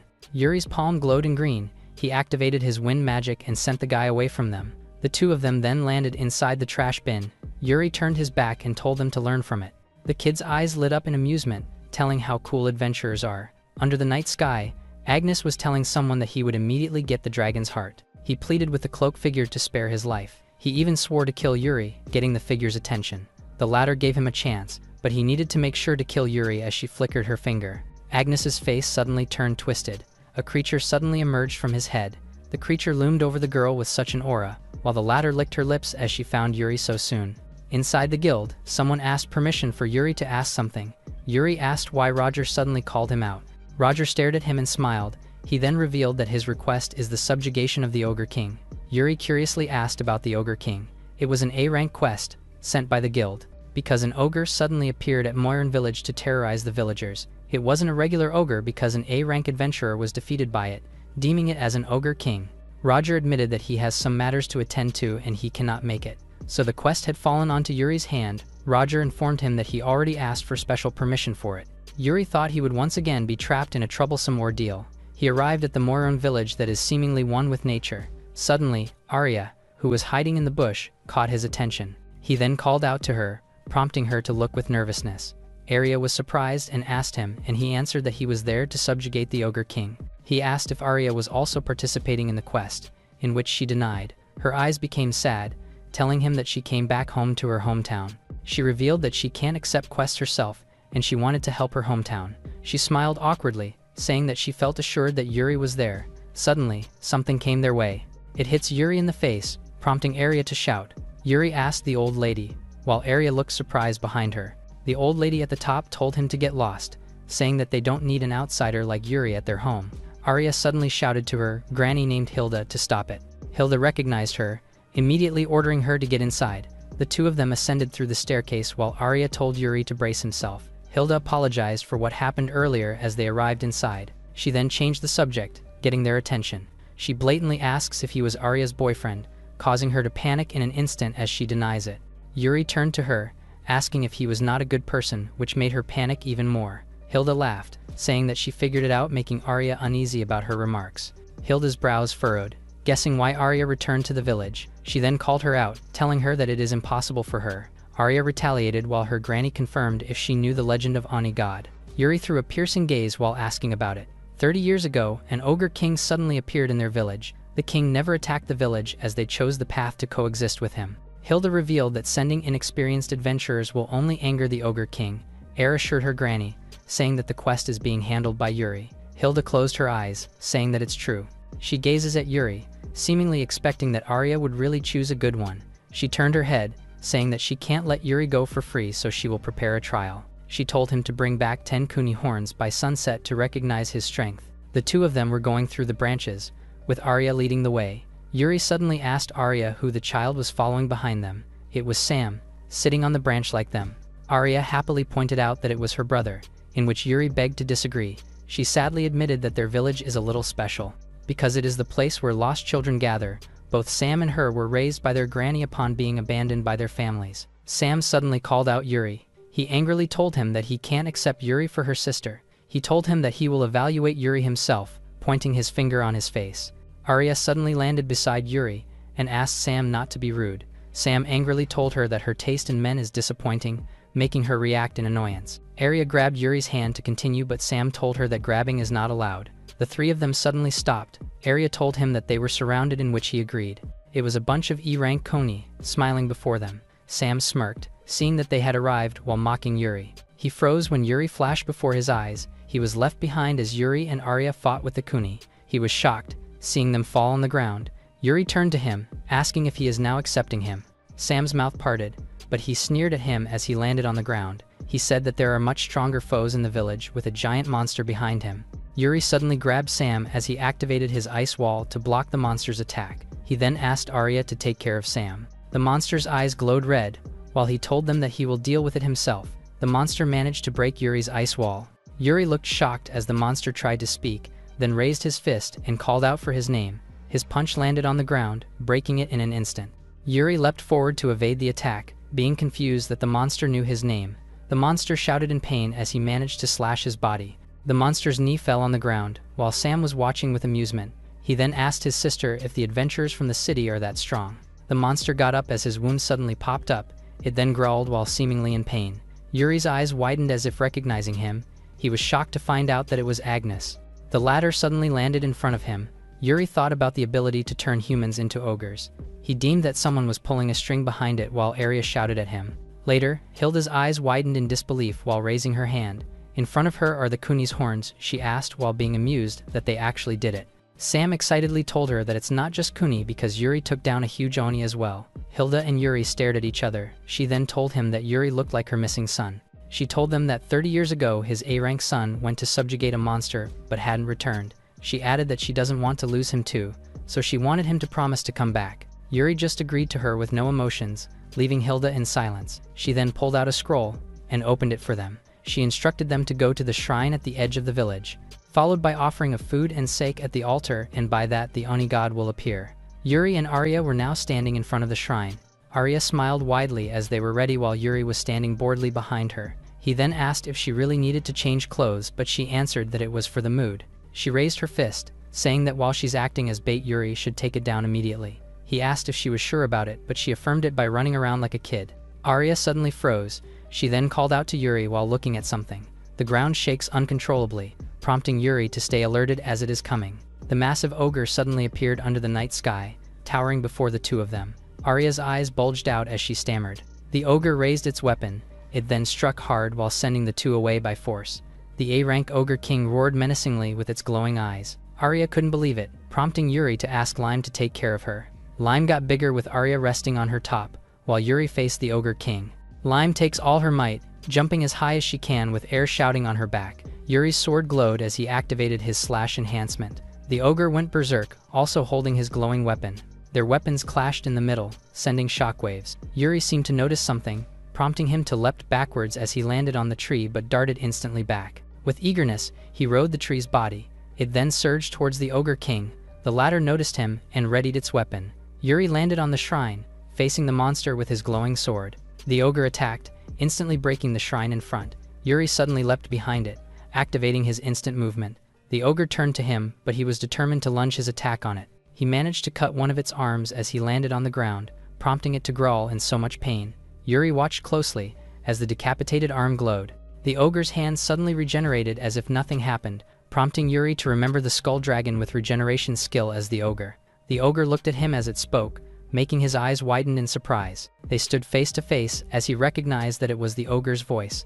The ogre lowered his gaze, pleading with Yuri to kill him, leaving him in confusion as he stared back. The ogre king cupped his head and pleaded with Yuri to kill him because he doesn't want to hurt anyone else anymore. Yuri curiously asks what he meant by that, in which the ogre revealed that he was originally human turned into ogre. He admitted that he did something wrong to the adventurers as he begged for Yuri, while the latter was left with his words. Suddenly someone flickered her hand, causing the ogre to go berserk again. It then raised its hand furiously to grab Yuri. With eager resolve, he decided to follow the ogre and slashed his sword in front. The ogre's arm was cut as he leapt above for a follow-up attack. He raised his glowing sword, saying that he will put him at ease now. A massive blue beam suddenly struck the ogre's chest. It then thanked Yuri for killing him. As his body fell on the ground, its body began disintegrating. With his earring falling onto the ground, Yuri grabbed the fallen earring and stared at it closely. He realized that it was the same as Hilda's earrings. He then looked at the corpse and thought that he was the granny's son. His eyes suddenly glowed as he noticed something. He managed to dodge the incoming attack from the enemy. The opponent was surprised as he avoided a vital spot and defeated the ogre she created. She then smiled at him and introduced herself as Gilly. She showed her number and told him that she had come for Zark, her brother. Yuri was able to realize that the magic he felt was similar to Zark because they were siblings. Gilly raised her hand, saying that the ogre king was her masterpiece. She smiled crazily as she mentioned that the one meant to protect the village became a beast. Yuri's gaze suddenly narrowed, while Gilly raised her hand in rage. A spear suddenly emerged from her dark magic. She raised it high and threw it towards him, saying that he'll know the weight of his sins. As the spear traversed midair, Yuri freed his hand with any weapons. He then blocked the attack with his bare hands. He became confused as he found himself inside the red skull. An ogre suddenly appeared in front of him, in what he thought might be a vengeful spirit. Yuri grabbed the spear, but it suddenly exploded on his hand. The system panel suddenly showed up, announcing that he acquired an advanced curse magic. Gilly laughed it off, telling him to show her more of his strength. She transforms her body as she looms over him. She swore to crush and make him her new servant. Her hand instantly glowed. A crimson wave of smoke suddenly emerged from the ground. She then dashed forward, asking how it felt to be immobilized. Multiple red slashes took over the place, while Yuri was left in the middle. Suddenly, he popped up with blue energy surrounding his whole body as he used his curse reversal. Gilly gritted her teeth, blinded by the light he emitted. The curse magic of Gilly disappeared as the place got back to normal. She instantly leapt above, opening her glowing palm as she threatened Yuri. A massive evil flame suddenly emerged, traversing towards Yuri's direction. Yuri stood unfazed. With his cold demeanor, he activated his advanced purgatory.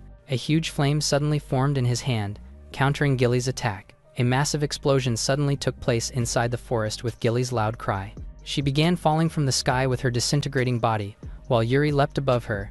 He grabbed her weapon, saying that she toys a lot of innocent humans. With his palm wide open, he declared that the one who should be judged is Gilly. The latter clenched her teeth in retaliation, while Yuri activated his advanced spear of judgment as it engulfed Gilly's whole.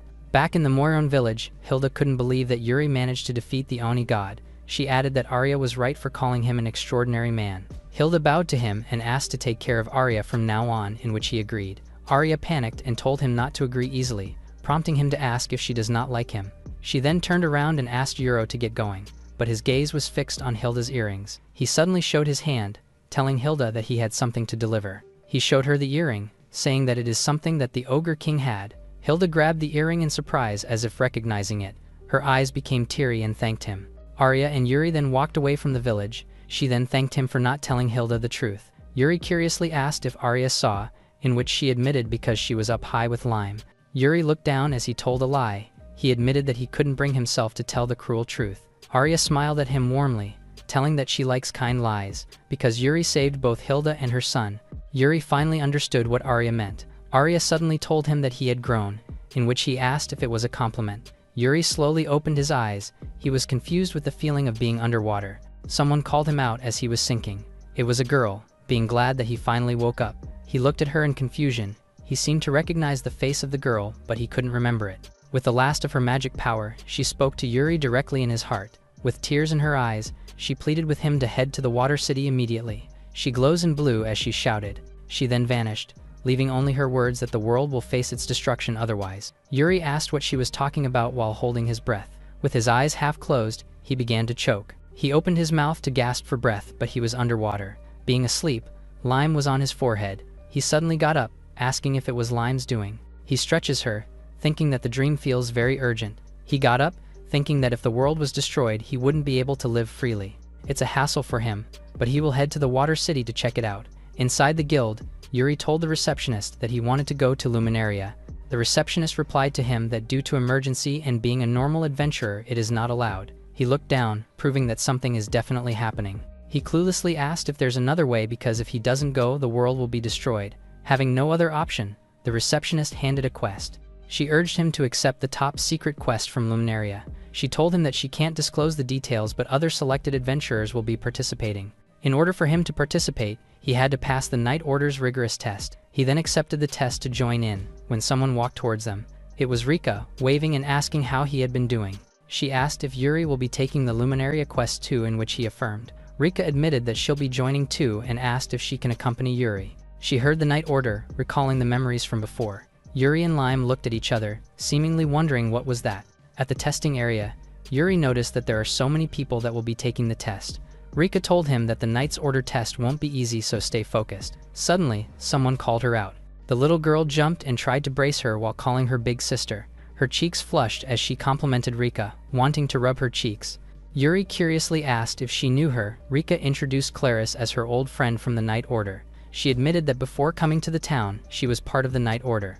Yuri suddenly remembered his impression of her before. While Claris was looking at him intently, she pointed him out, asking who he was. Rika smiled and introduced him as a fellow adventurer that helped her a lot. Claris said that she was not jealous but couldn't accept Yuri on Rika's side. She thought that he had some incredible skills and asked what his rank was. Yuri showed his adventurer card, blankly telling her that he's an F rank. Claris tossed his card on the ground, getting mad that he was standing beside Rika. The latter tried to calm her down, but she refused furiously. She pointed out Yuri and told him that she can't accept and acknowledge him. Rika apologized to Yuri, but he just assured that it was true. Someone suddenly greeted all of them. It was the captain of the Night Order named Brian. He informed them that they will undergo a 2-day survival test. He struck his sword on the ground and told them to follow the instructions of the knight assigned to them. Yuri became serious, finally finding out that it was the rigorous test they had mentioned. With eager resolve, he swore to pass the test no matter what to go to Luminaria. Yuri curiously asked about his assigned knight, in which Claris answered that it was her. Claris looked at him with disgust and announced that he was disqualified, prompting the two to look at her in confusion. Claris continued to look at Yuri with disdain. As usual, the latter only stared at her with a cold, unimpressed look. He asked why she was staring, to which she angrily called him foolish. She said that this test also serves to assess the conducts of adventurers. Rika has nothing to worry about, but the problem is Yuri himself. Seeing that she's being harsh, Yuri felt helpless. In that case, he has no choice but to give it his best. Waiting for him were two hungry D-rank wolf fang monsters. Claris scoffed, underestimating Yuri in her mind. The latter drew his sword, determined to display his skill. To Claris's surprise, Rika immediately charged forward to attack. She effortlessly cut down the wolves, standing in her way with her amazing sword skills. Claris exclaimed in amusement while watching her. She then looked mockingly at Yuri as if daring him, but in a swift move, he managed to slash the wolves effortlessly on his side. He turned his gaze at her, seeing her shock for killing the wolf with one strike. Claris didn't wave and still criticizes Yuri's swordsmanship while praising Rika's. The latter had enough and told Claris to stop it already. Yuri crossed his arm, telling her to watch him closely because the test has just begun. Claris's cheeks flushed as she sneered in defeat. Beside the lake, she instructed that survival requires the ability to secure food. She then pointed her finger with an arrow on top to demonstrate. The arrow traversed midair and instantly pierced through the fish. Claris instructed him to use magic and catch fish more than she did to get acknowledged. Rika winked at him, saying that it won't be easy because Claris's magic control is best among them. Claris then fired a lot of arrows, bragging about her magic. She catches the fish in an instant, prompting Yuri to notice her precision and concentration, but refuses to do the same. Just as he was thinking of what to do, the system panel suddenly showed up as his non-elemental magic advances. Claris mocked him, but he only asked if he didn't need to catch them one by one. His hand suddenly glowed upon using his non-elemental magic. He then raised his hand as the fishes were sucked up. The girls braced themselves as they couldn't believe what they were seeing. Yuri decided that it should be enough now, causing the fish to fall from the sky as they watched. Claris was surprised when Yuri caught plenty of fishes. Rika smiled and asked her if she acknowledged Yuri, but she sneered. The night came, prompting Claris to discuss that he needed to get through the night. She then mocked him for always being sleepy, saying that Yuri should let the monsters eat him. Yuri knelt on the ground, saying that it was indeed exhausting to watch through the night. Multiple kobolds suddenly showed up, prompting the girls to suddenly panic. He then ordered Kichi to take turns on watching the forest with others. Claris scolded him and asked who he really was, but the latter thought that he should hold back. She stomped towards the bonfire and swore to expose his fraud. Yuri said that it is not fraud, in which Rika replied that she's just being difficult. She added that she understands Claris very well because they had been together. Yuri stared at her as she conversed. He then asked what prompted her to join the night orders. She walked ahead and replied that there is no particular reason, causing him to ask more. Yuri turned to her and asked why she left the night, causing her to stop for a moment. She was about to speak, but refused to do so and headed back to the tent to sleep. Yuri felt like she avoided the question with loneliness. Yuri then heads towards Claris. He tells her that she can rest because Kichi and the others are watching. She refused as she doesn't fully trust them and swore to protect herself. Yuri realized that earning her trust would take some time, so he sat down with her and asked how the two of them met. Her face was delighted when she heard that Rika knew her very well. She then smiled widely, wanting to tell him about her sister's greatness. Yuri stared at her as he waited for their story. Meanwhile, Rika was sleeping soundly inside the tent. Claris was eager to tell their tale from the night order, when Rika protected her from the bullies. When Claris was young, they were attacked by monsters. She watched her parents die right in front of her eyes. The monster suddenly lunged towards the poor Claris, causing her to shut her eyes tightly as if accepting her fate. But the Luminaria Knights suddenly showed up and saved her. That prompted her to become a knight to save other people's lives too. After that, she was taken to the orphanage where she honed her swordsmanship skills. Due to her dedication, she was admitted as a trainee to Knight Academy, but she met the reality of life as she got bullied by others. Because those who became knights were from an elite family, and the rest of them were those who barely passed the rigorous entrance exam. She wiped her tears as she was just an unusual presence from the academy. And when the bullies tried to hit her with their bakken, the young Rika showed up and protected her. The bully furiously asked who she was, but she scolded him. Rika introduced herself with confidence, causing Claris to look up to her with admiration. From then, Claris decided to follow Rika because she is truly a knight who protects others. Yuri suddenly remembered how Rika always made sure to check on him and take care of him. Claris scolded him for taking advantage of her sister, but he denied it. Claris gazed at him and acknowledged that he is strong, but he was reckless. She admitted that she can't recognize such a person to the knight's order. Yuri stared at his hand, thinking that Isha had said the same thing to him. Suddenly, a group approached them. They smirked arrogantly as they finally found Claris. The latter and Yuri stood up as she asked what they needed from her. The group admitted that they got rejected and they couldn't accept how blind the knight order is. They drew their weapons, threatening the knight because of how they treated them. A dagger suddenly formed on Claris's hand, mocking them for having a petty resentment. The man smirked widely, while Claris suddenly froze as she felt something. An E-rank, poisonous snake suddenly bit her leg. She managed to slash the snake in half. The enemy laughed at her, saying that she couldn't do anything because she was unable to move. Claris got mad and called him a coward, but the man just smirked as he cut his palm. A huge cyclops suddenly loomed over them. Claris gritted her teeth, because her opponent is a tamer that controls B-rank monsters. Yuri suddenly raised his hand. He stepped forward and called for his kobolds. The man was confused and asked what he wanted, while Claris's eyes widened in surprise. Yuri told him that if he had business with Claris, he would take on them instead. Claris suddenly asked Yuri to stand now because this was her fight. The man agreed, saying that Yuri will just regret it later.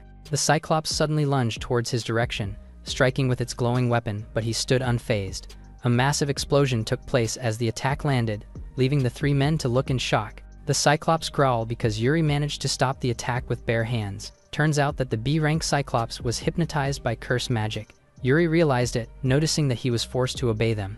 His hands suddenly glowed, engulfing the huge Cyclops and him inside of it. He told the monster that it was now free to live as it chooses, causing the Cyclops to react in shock as its mouth parted. It then looked behind and stared at the men. It suddenly growled furiously at them, causing them to react in shock. They ran away from the scene as the Cyclops chased before them. Claris was stunned, remembering how Rika saved her through Yuri. The latter turned his head, asking if she was okay. Her cheeks flushed as she looked at him. She tried to get up while telling him that it was nothing. Yuri noticed that the poison was spreading through her body. He then called out Lime and ordered her. Lime sucked the poison out of her body. Yuri asked how she was feeling, in which she surprisingly felt better. Claris suddenly went silent. She then curiously asked why Yuri saved her. She shut her eyes and admitted her mistakes. Her eyes suddenly widened when Yuri told her that Rika would be sad if something happened to her. He got up, saying not to neglect others and live honestly and sincerely. It was all that he learned during his adventurer training. Claris never thought that she was the one being taught a lesson. The sun rose and she congratulated Yuri for passing the test to save Luminaria.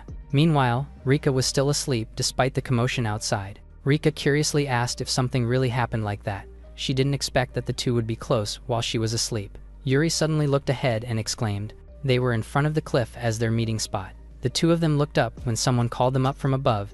It was Claris riding a dragon midair. She waved her hand and apologized to keep them waiting. She landed on the ground with a wyvern, prompting them to ask if it is their transportation. Claris said that Luminaria is beyond the Eastern Sea and traveling using the carriage will take a long time. The two girls smiled widely as they rode the wyvern, with Claris exclaiming in excitement. The three of them were traversing the sky, with Rika smiling widely from the wyvern's view. Yuri asked if they could fly faster, but Claris scolded him because the dragon is meant for two only. She added that Yuri can just jump off and swim so that Rika and her can enjoy themselves. Without a word, Yuri instantly jumped off the wyvern. The girls were shocked as their eyes widened, with Claris asking what he was doing. Rika suddenly noticed that there was something heading towards them. It was a B-rank dark wyvern welcoming their way. Their wyvern suddenly stopped in fear and tossed Rika from above, prompting Claris to call her out in worry. Yuri instantly bit his finger, activating his non-elemental magic. From there, the sky dragon suddenly emerged and caught Rika just in time while biting the dark wyvern. Yuri then leapt above the dark wyvern. His sword glowed brightly while telling it that he was in a hurry. He instantly cut the dark wyvern in half, causing it to fall from the sky. Yuri praised the sky dragon, and it roared as an answer. Claris watched them in disbelief while Rika was surprised that Yuri could control a sky dragon. Claris' brows furrowed, thinking who he really was because even a veteran knight can barely do it. With things being resolved, Yuri told them to speed up. The dragons instantly soared the sky, with Rika praising it because it is faster than before. Claris's cheeks flushed, being annoyed that her sister was taken away. Rika smiled widely because she could already see it. In front of them was the Luminaria city they had been eager to go to. Yuri was thinking internally that Luminaria is a beautiful city by the sea. He was wondering what could possibly happen in such a peaceful city. The people from the city looked above in confusion. They were wondering what's with the sky dragon because it was huge. Just as Yuri got off, he faced a questioning because they were surprised. The old man apologized because it was too big for their stables, but Yuri dismissed it. Yuri thanked the sky dragon as it vanished right before their eyes. Claris instantly dragged him away and told him not to get too much attention. Luminaria was built with waterways running so it blends with the sea. The girls called Yuri out, saying that the Luminaria headquarters was there. But Yuri was left in front of the girl's statue, causing Rika to ask him and worry, but he just asked her about the statue. Rika revealed that she was Lady Aqua, the founder of Luminaria. Yuri noticed that she looks like the person in his dream while uttering her name. At the Elise Lake of Luminaria, a big dome of dark energy was present. Inside of it was the Cloak Man, asking Aqua to tell him everything she knows. Aqua asked what he was talking about, but the man told her not to play dumb because he knew that she contacted someone. He grabbed her chin, telling her that no one is coming to save her even with that. His subordinate called him Lord Serial, saying that there is urgent news. He added that a dark wyvern patrolling the sea was shot by an unknown force. Aqua smiled in delight, thinking that Yuri came. Serial found out that it was Aqua's doing.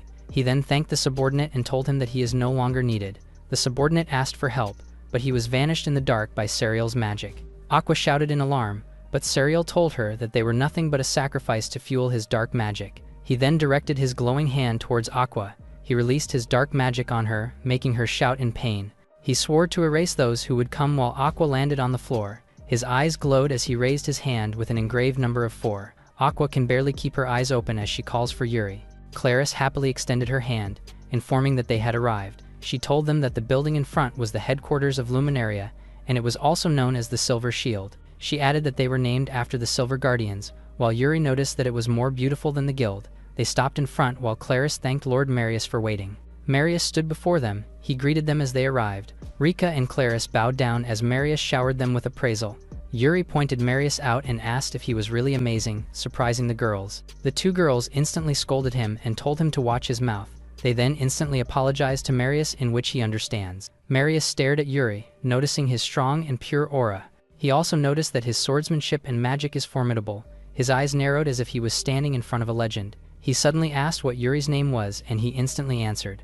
Marius smiled, saying that he was the very person he had been searching for. Yuri stared back at him as if observing him. He doesn't know how powerful the court magician is, but seeing him in front, he was sure that he was the strongest person he had ever met.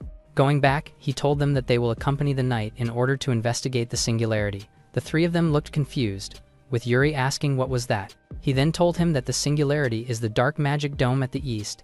He admitted that the knight had failed, so they sought help from the adventurers. He ordered them to head to Elise Lake and help Luminaria be free from singularity. Yuri thought about it, thinking about Aqua and the world's destruction. He suddenly stepped forward and told Marius to leave it to them with determination. The latter then smiled with satisfaction and told them to rest first. In the small inn, Yuri was lying down when Lime suddenly called him out. He asked if Lime was hungry, in which she answered, and with that, he realized that they haven't eaten yet since morning. But he remembered Rika's reminder to stay quiet inside the inn. He then decided to take a little walk. Lime and him had a meal at the meat shop, and took a little walk once again, but he noticed Rika on the other side. He then called her out, prompting her to look at him. She instantly noticed him and asked what he was doing there. He admitted that Lime and him got hungry, so they went out to eat something. He then asked about her, causing her to be caught off guard. She was about to talk when someone suddenly exclaimed. It was Barry that recognized her. She became annoyed and asked what he wanted. Barry exclaimed that she was cold, asking if they couldn't meet without a reason. He then added that it makes him sad because they were once engaged. Yuri suddenly thought that they were ex-fiancé, while Rika suddenly jumped off the wall. She stood confidently, saying that she broke the engagement long ago. Barry thought that she came back to show off her man. He pulled out a weapon and told her that he must be good enough. He aimed the weapon on her neck, saying she could be his 3rd woman. Rika annoyingly told him to take it back and not disrespect Yuri, but Barry instantly slammed her through the wall and told her that she can't win against him with an arrogant face. Yuri stretches his hand behind him, saying he should be the one to know his place. Barry suddenly turned around. He instantly threw off a kick towards Yuri, but the latter moved faster than him. Yuri managed to evade each of his attacks effortlessly. Barry scoffed in excitement. He then leapt backwards and asked if he was joining the quest. With a twisted face, he revealed that he was joining too and they should get along now. But Yuri just stared at him coldly, seemingly annoyed by what he did to Rika. Yuri positioned himself for a fight. Same goes with Barry, who smirked in excitement. He suddenly scoffed and told them that he was just kidding while walking out. He arrogantly told them that he doesn't need to waste time for weaklings like them. With a killing intent, he threatened to kill Yuri if he dragged them down. Yuri blankly told Rika that even someone like him can become a knight. He noticed that he was a bit frivolous but had some refined movement. Rika suddenly told him that Barry was one of the reasons why she quit the Knights. She revealed that Luminaria is her hometown, and her father was once a knight everyone respected but unfortunately died. She felt alone and decided to be a knight, but everything was decided and she left. She gazes at her father's tomb, being sure that he will scold her. Yuri told her that as long as she's happy, that's all what matters. He then faced her and reminded her that loving freely is not a bad thing. Her eyes softened as she agreed to him. With resolve, she told him that they will surely save Luminaria. A bunch of adventurers walked through the path, while the three of them were following around. Marius told Yuri that he will count on him, getting their attention. He admitted that without a doubt, Yuri was the key to the operation. Yuri felt like the expectations skyrocketed, but he will do what he can. Barry showed up on their back with a smirk, being surprised that Yuri was the ace. He arrogantly told Yuri that he was the ace, and he's just a mere knight. Rika got annoyed while Clarice told Yuri to be careful. She revealed that Barry is the strongest knight in order, and during the Great Suppression, he was the only one who came back alive. Yuri's eyes narrowed, thinking that Barry's strength is a real deal.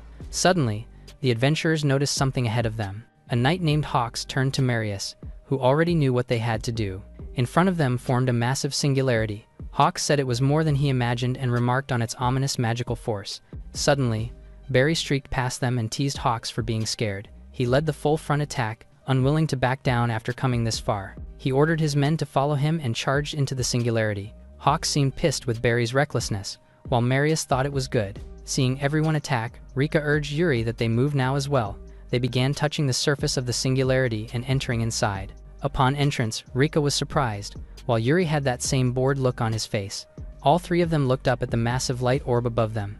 Rika couldn't help but feel that the atmosphere inside this singularity is unsettling. Suddenly, they sensed that something was coming their way. When they looked, they saw countless dark goblins rushing toward them. The adventurers panicked after realizing that they are way stronger than usual.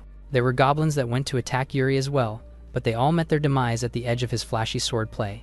Marius's fire heated up the battleground with just the tap of his staff on the ground. He conjured a fire tornado, aiming to incinerate the enemies. He then commanded the adventurers to wipe out the remaining ones. Seeing the old man's strength, Barry couldn't help but click his tongue in frustration. He squinted his eyes angrily and remarked on how meddlesome he is. More than goblins, dark wolves and rabbits were also waiting for them. No matter how many they take down, more of them just keep coming. Yuri figured out that the monster's unusual strength is the effect of the singularity. A knight repeated the dire situation to Barry and suggested they retreat. This pissed the latter as he grabbed his neck and called him a coward. He then threw the knight forward, letting him slide and bounce across the ground. He then fell into a massive pit where a monster was waiting for him. It was the Sand Emperor, a rank B monster, drooling for flesh. Marius raised his staff and casted a powerful black orb forward. The black orb hovered beneath the knight to catch him. Everyone commended Marius's amazing magic. The knight was saved, and he thanked the old man for saving him. The old man then noticed something behind him. To his surprise, Barry suddenly launched a sneak attack on him. He glanced back, groaning as he asked Barry what he was doing. Even Rika and the other knights were surprised to see what had happened. Marius fell to the pit, right before the mouth of the drooling Sand Emperor. A wicked smile formed in Barry's lips, feeling triumphant as he bade farewell to Marius. Everyone peeked at the monster beneath the pit, who was looking at them too. Barry celebrated the death of Marius with a vicious laugh. Clarice was utterly enraged and attacked him, asking if he lost his mind. The latter only looked back as the ice spears approached him. He effortlessly conjured a barrier to block the attacks. Hawks and Rika charged toward him in sync. A powerful explosion ensued afterwards. The adventurers were then surprised to see the monsters disintegrating into black smoke. These black smokes then condensed into a single place. Both Hawks and Rika were surprised upon seeing the sight that unfolded before them. Barry was absorbing the essences of these monsters. The energy he unleashed was so powerful, enough to push them back. Seeing this almost demonic transformation, Rika wondered what happened to him. Barry emerged with his demon form, surprising everyone. He then grinned widely upon feeling the power surging through him. He turned to Rika and said that this world is just trash. He ascended into the air, saying he has made up his mind. He said he wants to live freely, without being bound by anyone. He then prepared a massive magic circle to attack everyone below. Clarice and the others wondered what kind of magic it was. It turns out that the smoke weakens those it touches, hindering their movement. Barry wondered why humans are weak. Feeling sick, he used to be one of them. As he prepared to fire his magic and kill them all, a surge of green wind beam magic streaked past him. The attack grazed his face, successfully wounding him. From the ground stepped out the figure of a man. It was Yuri, looking at him with cold eyes as he challenged him. Seeing it was him again, Barry was pissed off. He then charged down to attack, aiming to kill him. Yuri was able to draw his sword and cross his blade with Barry's. The latter then taunted him, saying defending alone won't let him win, but Yuri's usual calm and composed demeanor could never be broken by that. That was when Barry sneaked behind, surprising him. The two locked their eyes with contrasting energies as their swords once again clashed. Their fight resulted in a powerful shockwave that leveled the whole battlefield. Yuri then asked why someone skilled like him betrayed the knights. But to Barry, knights are worthless and he needed to prove his own strength.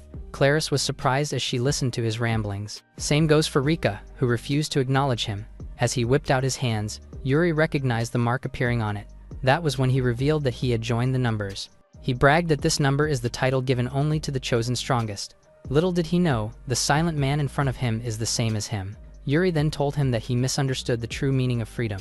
He called him delusional because of his beliefs, pissing him off. But as Yuri lectured Barry, the latter didn't see that he already managed to get close. Yuri aimed his sword as he told him the freedom he seeks, getting him caught off guard. A massive explosion due to Yuri's magic took place, but Barry managed to leap above. He arrogantly mocked Yuri for only crawling around, but Yuri appeared behind him with a massive whirlwind. He was shocked because Yuri was able to stay in the air using his wind magic. He then turned around and pleaded with him to stop, but Yuri surged towards him, piercing his sword through his chest. A glowing beam suddenly emerges from above and hits the ground with force. From there was the defeated Barry, who can't even move an inch. Hawks couldn't believe how strong Yuri was and told everyone to rescue Marius.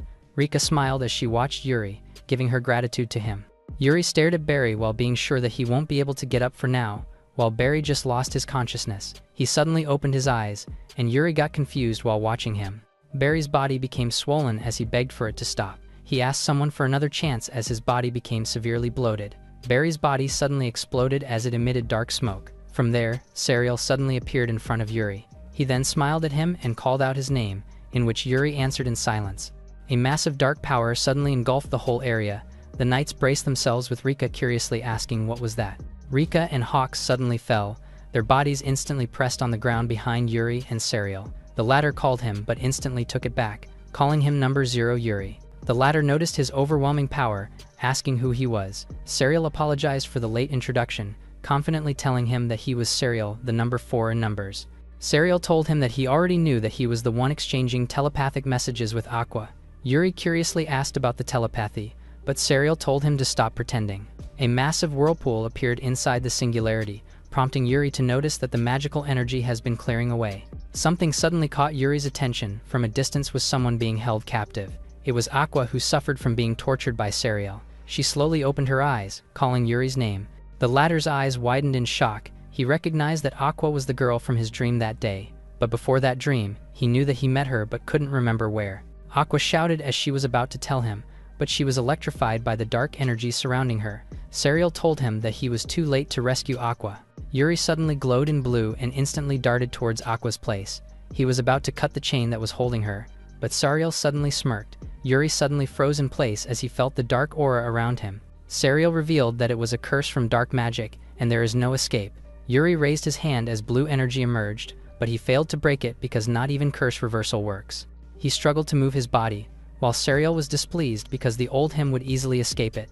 He smirked widely as if mocking Yuri for it. Suddenly, a beam of flaming energy appeared on Serial's back. Someone then took a step forward. It was Marius with a flaming body, telling Yuri that he will assist him. Yuri turned his head, seeing that Marius was alive. The latter activated his dark skill as his fist glowed in flame and flashed towards Serial. A massive flame emerged between them as he swore to make him pay. Serial sneered, making the flame slowly disappear while mocking him.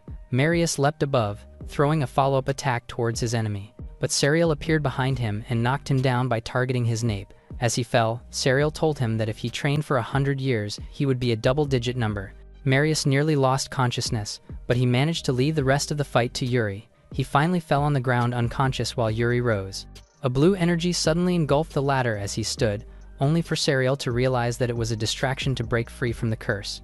Yuri raised his hand, and a tremendous amount of flame engulfed the whole area. He then appears in front of Serial, who is confused by the kind of magic he has. In one swift move, Serial was able to throw him in the distance. Yuri managed to balance himself on the water, but Serial quickly followed up an attack in which he luckily blocked. Serial grinned widely and told him to get serious.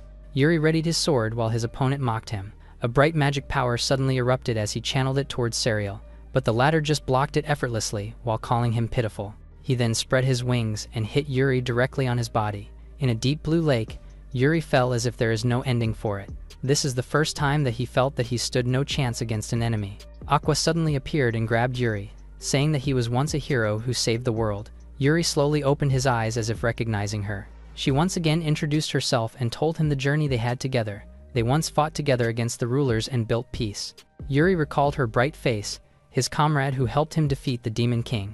Aqua cupped his face, telling him that she won't forget their memories together. She told him to believe in her because if he regained his true power, he would surely defeat Serial. Yuri stayed in silence, then a system panel suddenly showed up and announced a new skill. His eyes glowed brightly as he unlocked the rank SSS Hero's memory skill. Serial was left above after sending Yuri on a deep lake. He descended on Aqua's place. He informed her that Yuri was at the bottom of the lake and she no longer had a hope. But Aqua refused. She looked at him and told him that he will definitely return alive. Due to that, a massive dark energy engulfed her whole, which caused her to scream in pain. Sariel raised his hand, saying that if Yuri came back, it would only repeat the same thing. With Aqua barely holding it, he added that Yuri is no way on his level. He gave her a menacing look and declared to end everything. Suddenly, the water on the lake burst out, prompting him to look back and speak in arrogance. He became silent when Yuri suddenly passed through his back. He turned his head in shock, seeing the chain snap on Golden Strike. Engulfed with golden energy, Yuri carried the almost unconscious Aqua. With her barely open eyes, he assured that it is okay now.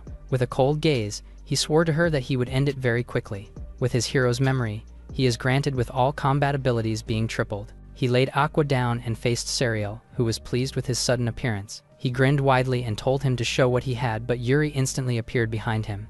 The latter's swing tore a golden arc into the air as he attacked Serial. He didn't stop there, and their exchange of blows went on with countless sword slashes. Serial was forced to retreat and flew into the air. Looking at him, he was wondering what had happened to Yuri. He figured out that the man in front of him is on a different level from before. Following Yuri's attack was the explosion of his mighty inferno. Serial grunted in pain as he looked at the opponent sharply. With this, he felt compelled to take things seriously and activated his magic. Countless spears were pointed at Yuri as Serial told him to become his sacrifice as well. He sent those spears at Yuri, resulting in a powerful purple explosion. He calmly gazed at the aftermath of his attack, but his confident eyes gradually widened in shock as the golden light hit his face. Breaking through the attack was Yuri's sword. While wild flames were seen erupting from his magic, Yuri's eyes were a paradox, coldly glaring yet fiercely burning. In one swift strike, he charged forward with explosive force and a blinding explosion. Serial hovered in the air, his body pierced with golden light. He was groaning in pain from the damage he had just suffered, but he then looked back with an ominous glare and a wicked smile. Yuri looked back at him with the usual coldness as Serial praised him. Serial revealed that the form Yuri had just defeated is only a clone. He finally recognized Yuri as the strongest of the numbers, the one entitled with number 0. A talisman then hovered in front of him. As Yuri picked it up, he learned that it was the talisman used by Serial to clone himself. Upon seeing that it was just half of his power, he remarked on how strong he really is. Aqua then stood up and called to him. She said that she had believed in him, knowing he would come, but still, he doesn't quite understand the situation, because he remembered that she was an ordinary human, and she is still alive in this era. His eyes suddenly widened upon seeing through it. The Aqua, who is in front of him now, was already a spirit. She revealed that humans with spirit compatibility are rarely reborn as spirit. She then added that she has been reborn as the 11th generation water spirit. Yuri remembered that he used the reincarnation stone, wondering if she did the same. Moving aside the reunion, she admitted that she has something to tell. She told him that numbers began moving and they were trying to misuse the power of spirit beings. They were the ones who governed the 5 magics in the world and regulated the distribution. They were the ones who maintained the balance of the world. However, the numbers have grown significantly in power and began stealing spirit magic. She was clueless about their goal, but if all the spirits fell into their hands, the world would meet its destruction. Yuri looked down, realizing that's what the dream talked about. Aqua told him that she has a request. She mentioned one of the spirits, the Fire Priestess. She then pleaded with him to go to Furia for her. Aqua pleaded with Yuri to go to Furia because the next target of numbers is the Fire Priestess. She told him that Serial mentioned to her that the next target is her. Yuri cupped his chin, thinking that he heard it somewhere. He admitted that he decided to live freely for himself and he is done being with troublesome matters. However, if someone stands on his way, he will crush them with all his might. Aqua stared at him in surprise. She then let out a small chuckle. She told him that Yuri had changed. She was happy as she admired him for finally living for himself. Yuri recalled his past life being bound to all the sufferings, in his first life of being a demon emperor, and in his second life of being a sword saint. But no matter how much effort he put in, he wasn't rewarded. He had grown tired of carrying all the burdens. Aqua noticed that Yuri's comrades will be waking up soon, suggesting to restore the place to its proper state first. She closed her eyes and a blue energy emerged on her palm. She then threw it upward, removing the singularity barrier and restoring the peaceful lake of the Luminaria.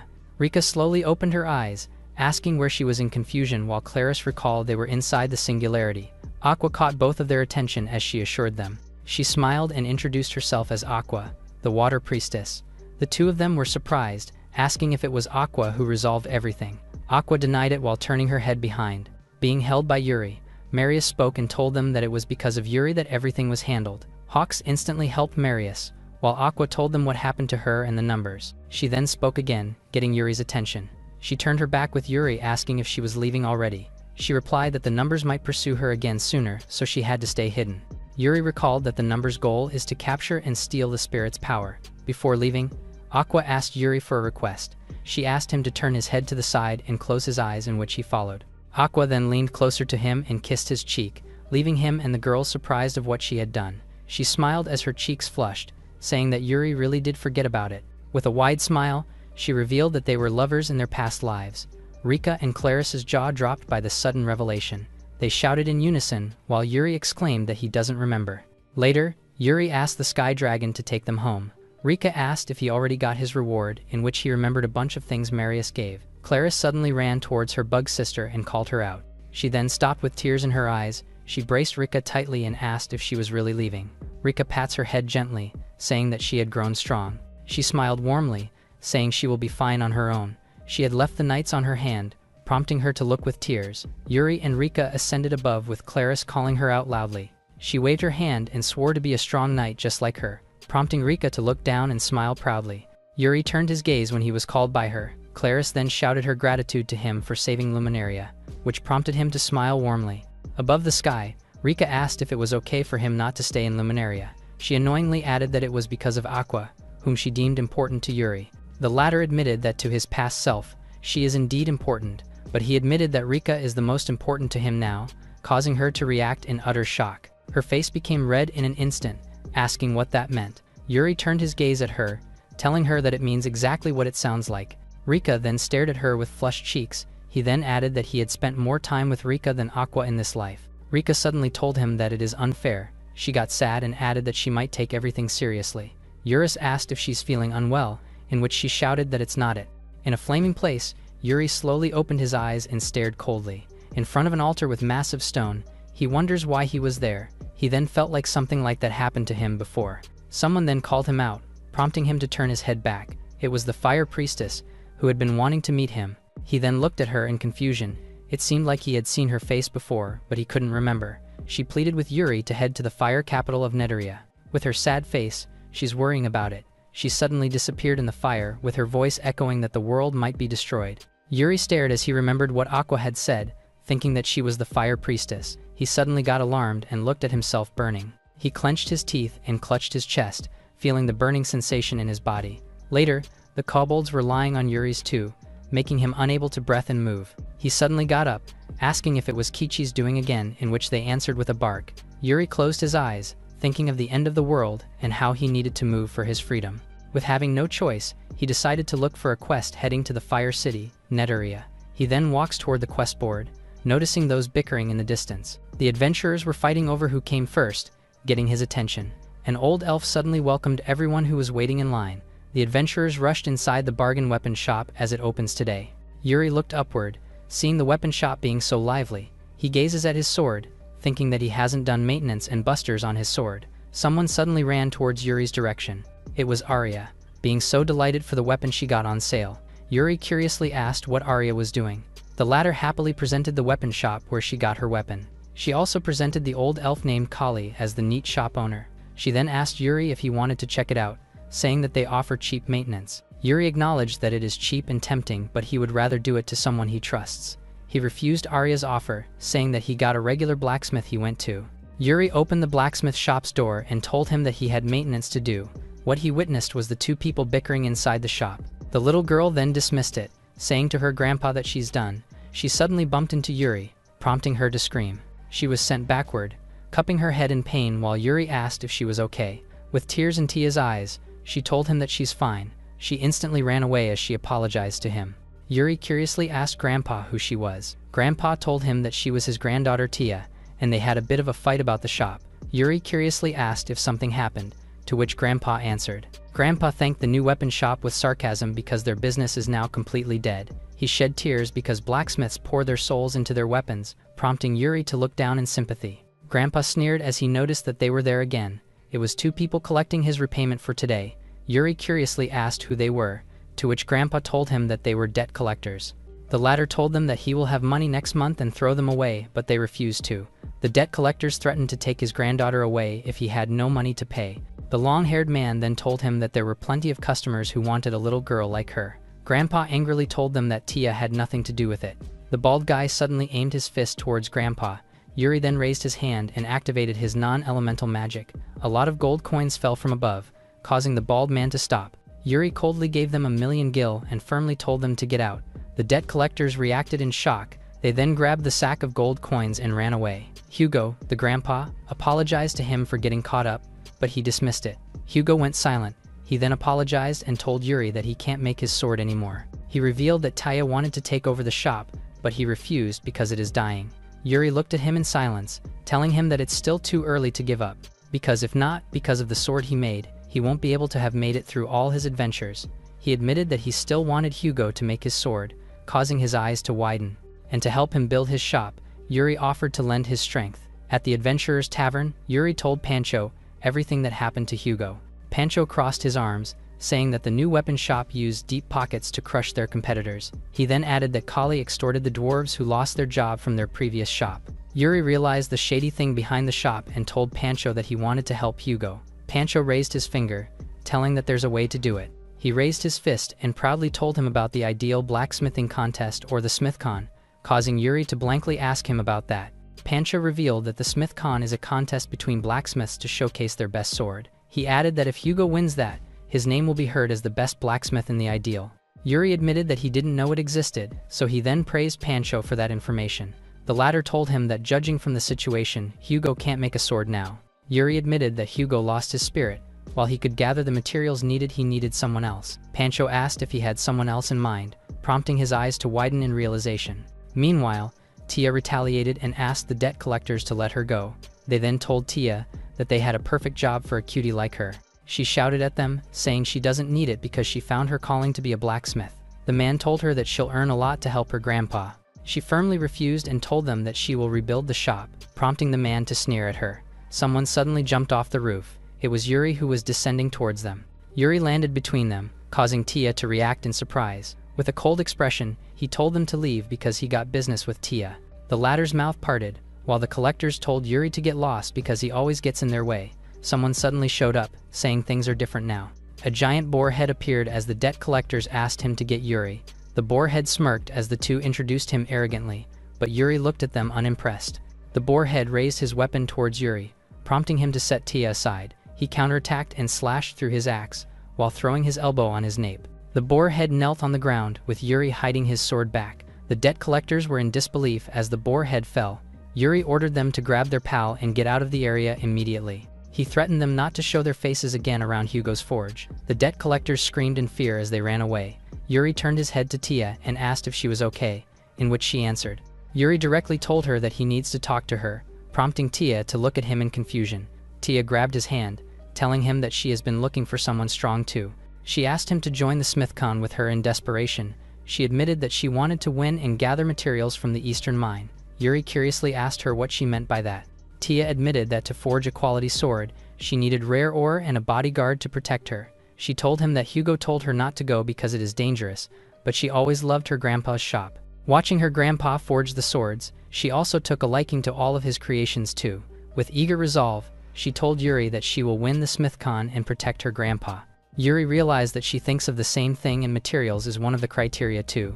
Yuri agreed to her, prompting her to thank him cheerfully while introducing themselves to each other. Little did they know, the one-eyed bat was watching them from afar. At the fire capital named Neteria, someone informed the fire priestess that Yuri is heading to a different mine. He mocked Flare, the fire priestess, that her expectations were off. He then asked what the spirit folks see in Yuri. Sariel told her that Yuri struggled even in his fragment, and he won't stand a chance against him. Flare chuckles and tells him that he doesn't understand. She believes that Yuri will come and defeat Sariel.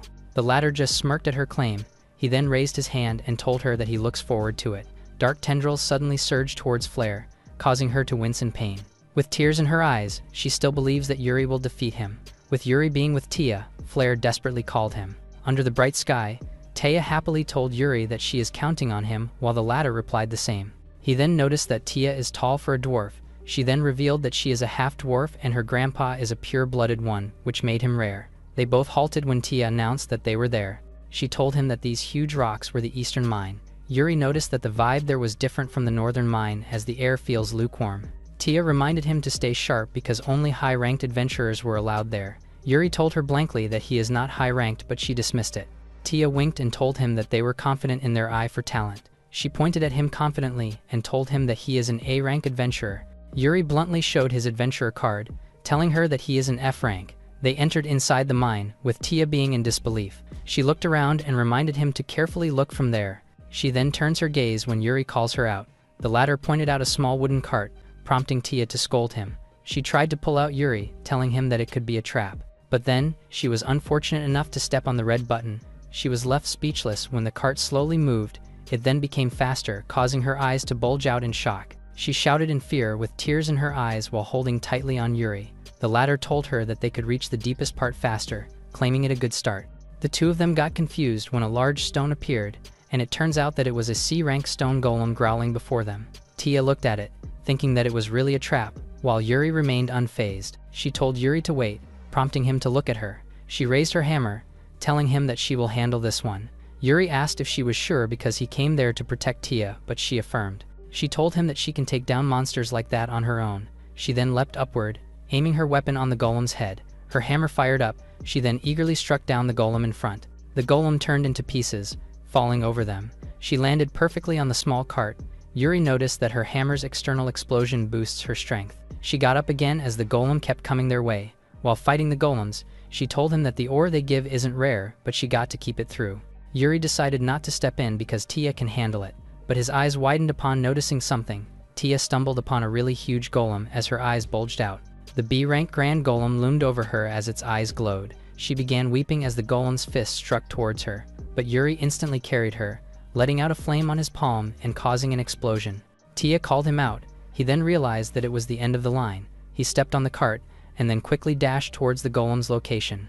With his glowing sword, he slashed through the grand golem effortlessly. The grand golem still retaliated and raised his fist against him. A massive torrent of fire suddenly engulfed the golem. Yuri then activated his physical enhancement magic. His hand glowed brightly, leaving the golem in confusion. The grand golem was easily tossed in the distance. Yuri then clenched his fist, activating his durability and destructive boost. He leapt upward, leaving a massive shockwave below. He then threw a destructive punch towards the golem, destroying it into pieces. The magic stones were falling as its body was torn, while Tia was left on the ground watching. Her eyes lit up in happiness, saying that she really knew it. As Yuri descended, she knew that her instincts were spot on. Seeing the glowing stones on the table, Hugo was utterly surprised as he recognized the mithril ore. He suspected that Tia got them from the eastern mine, in which she honestly admitted. She smiled brightly and told her grandpa that she will use it to forge an amazing sword. With her eager resolve, she told him that she will win the SmithCon and build the shop again.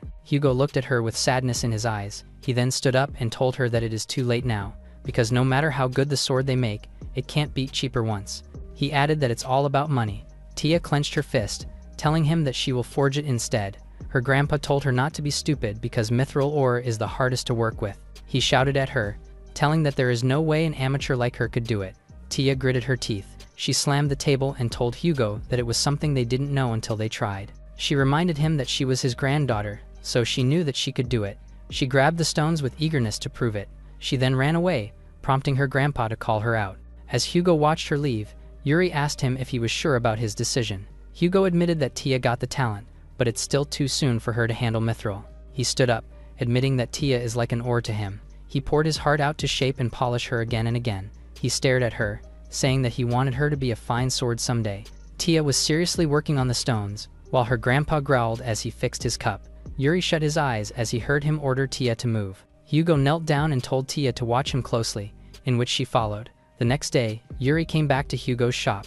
With dark circles under his eyes, Hugo greeted him. He cupped his forehead, saying that he fell asleep after doing the final adjustment all night. He smiled, saying it was his first time working with that material, so it got tricky. He opened the box, only to find nothing inside. He suddenly stood up, seeing the sword he made instantly gone. His eyes widened in shock, thinking that it got stolen. Suddenly, someone showed up and asked what was the matter. It was Kali, saying that he heard something troubling. Hugo asked him what he wanted. Kali revealed that he heard Hugo will join the contest and came to cheer him up. He then mockingly looked at him, telling how unfortunate he is because his sword got stolen. Hugo angrily accused that it was his doing, but he laughed it off and told him not to accuse him without proof. Yuri found Kali suspicious, but can't assume that he was the culprit without proof. The system panel suddenly showed up. His unattributed magic advanced, making him able to read someone's mind. His eyes glowed brightly as he gave it a try. Kali told Hugo that he really didn't know anything, but inside of that he knew that his subordinate took the mithril sword because he wanted to shatter Hugo. Yuri's eyes narrowed, knowing that he really is the culprit. Hugo pointed out the sword behind his back, in which he told that it was the item from his shop. He said that it was the finest sword he could make. He showed the demon sword Durandal to Hugo arrogantly. The latter couldn't believe that it was an A-rank sword. He grinned widely, telling him that he hesitated to show it to someone who just lost his masterpiece. Tia showed up half asleep, just as Kali bid his goodbye to her grandpa.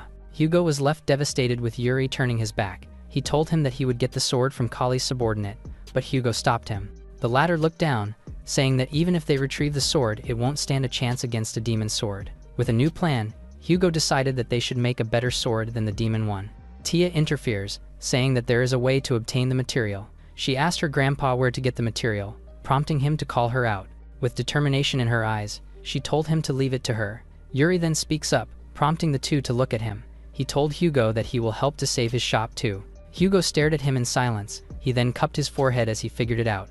He pointed his finger, revealing that with holy magic ore, they can forge a sword that surpasses anything. Yuri curiously asks about where to find it, while Tia carefully listens. Hugo's brows furrowed, revealing that they could find it in the city of fire named Neteria. He then recalled that Flair was asking for him to go to the Neteria to save the world. His eyes narrowed, thinking that things won't go smoothly this time either.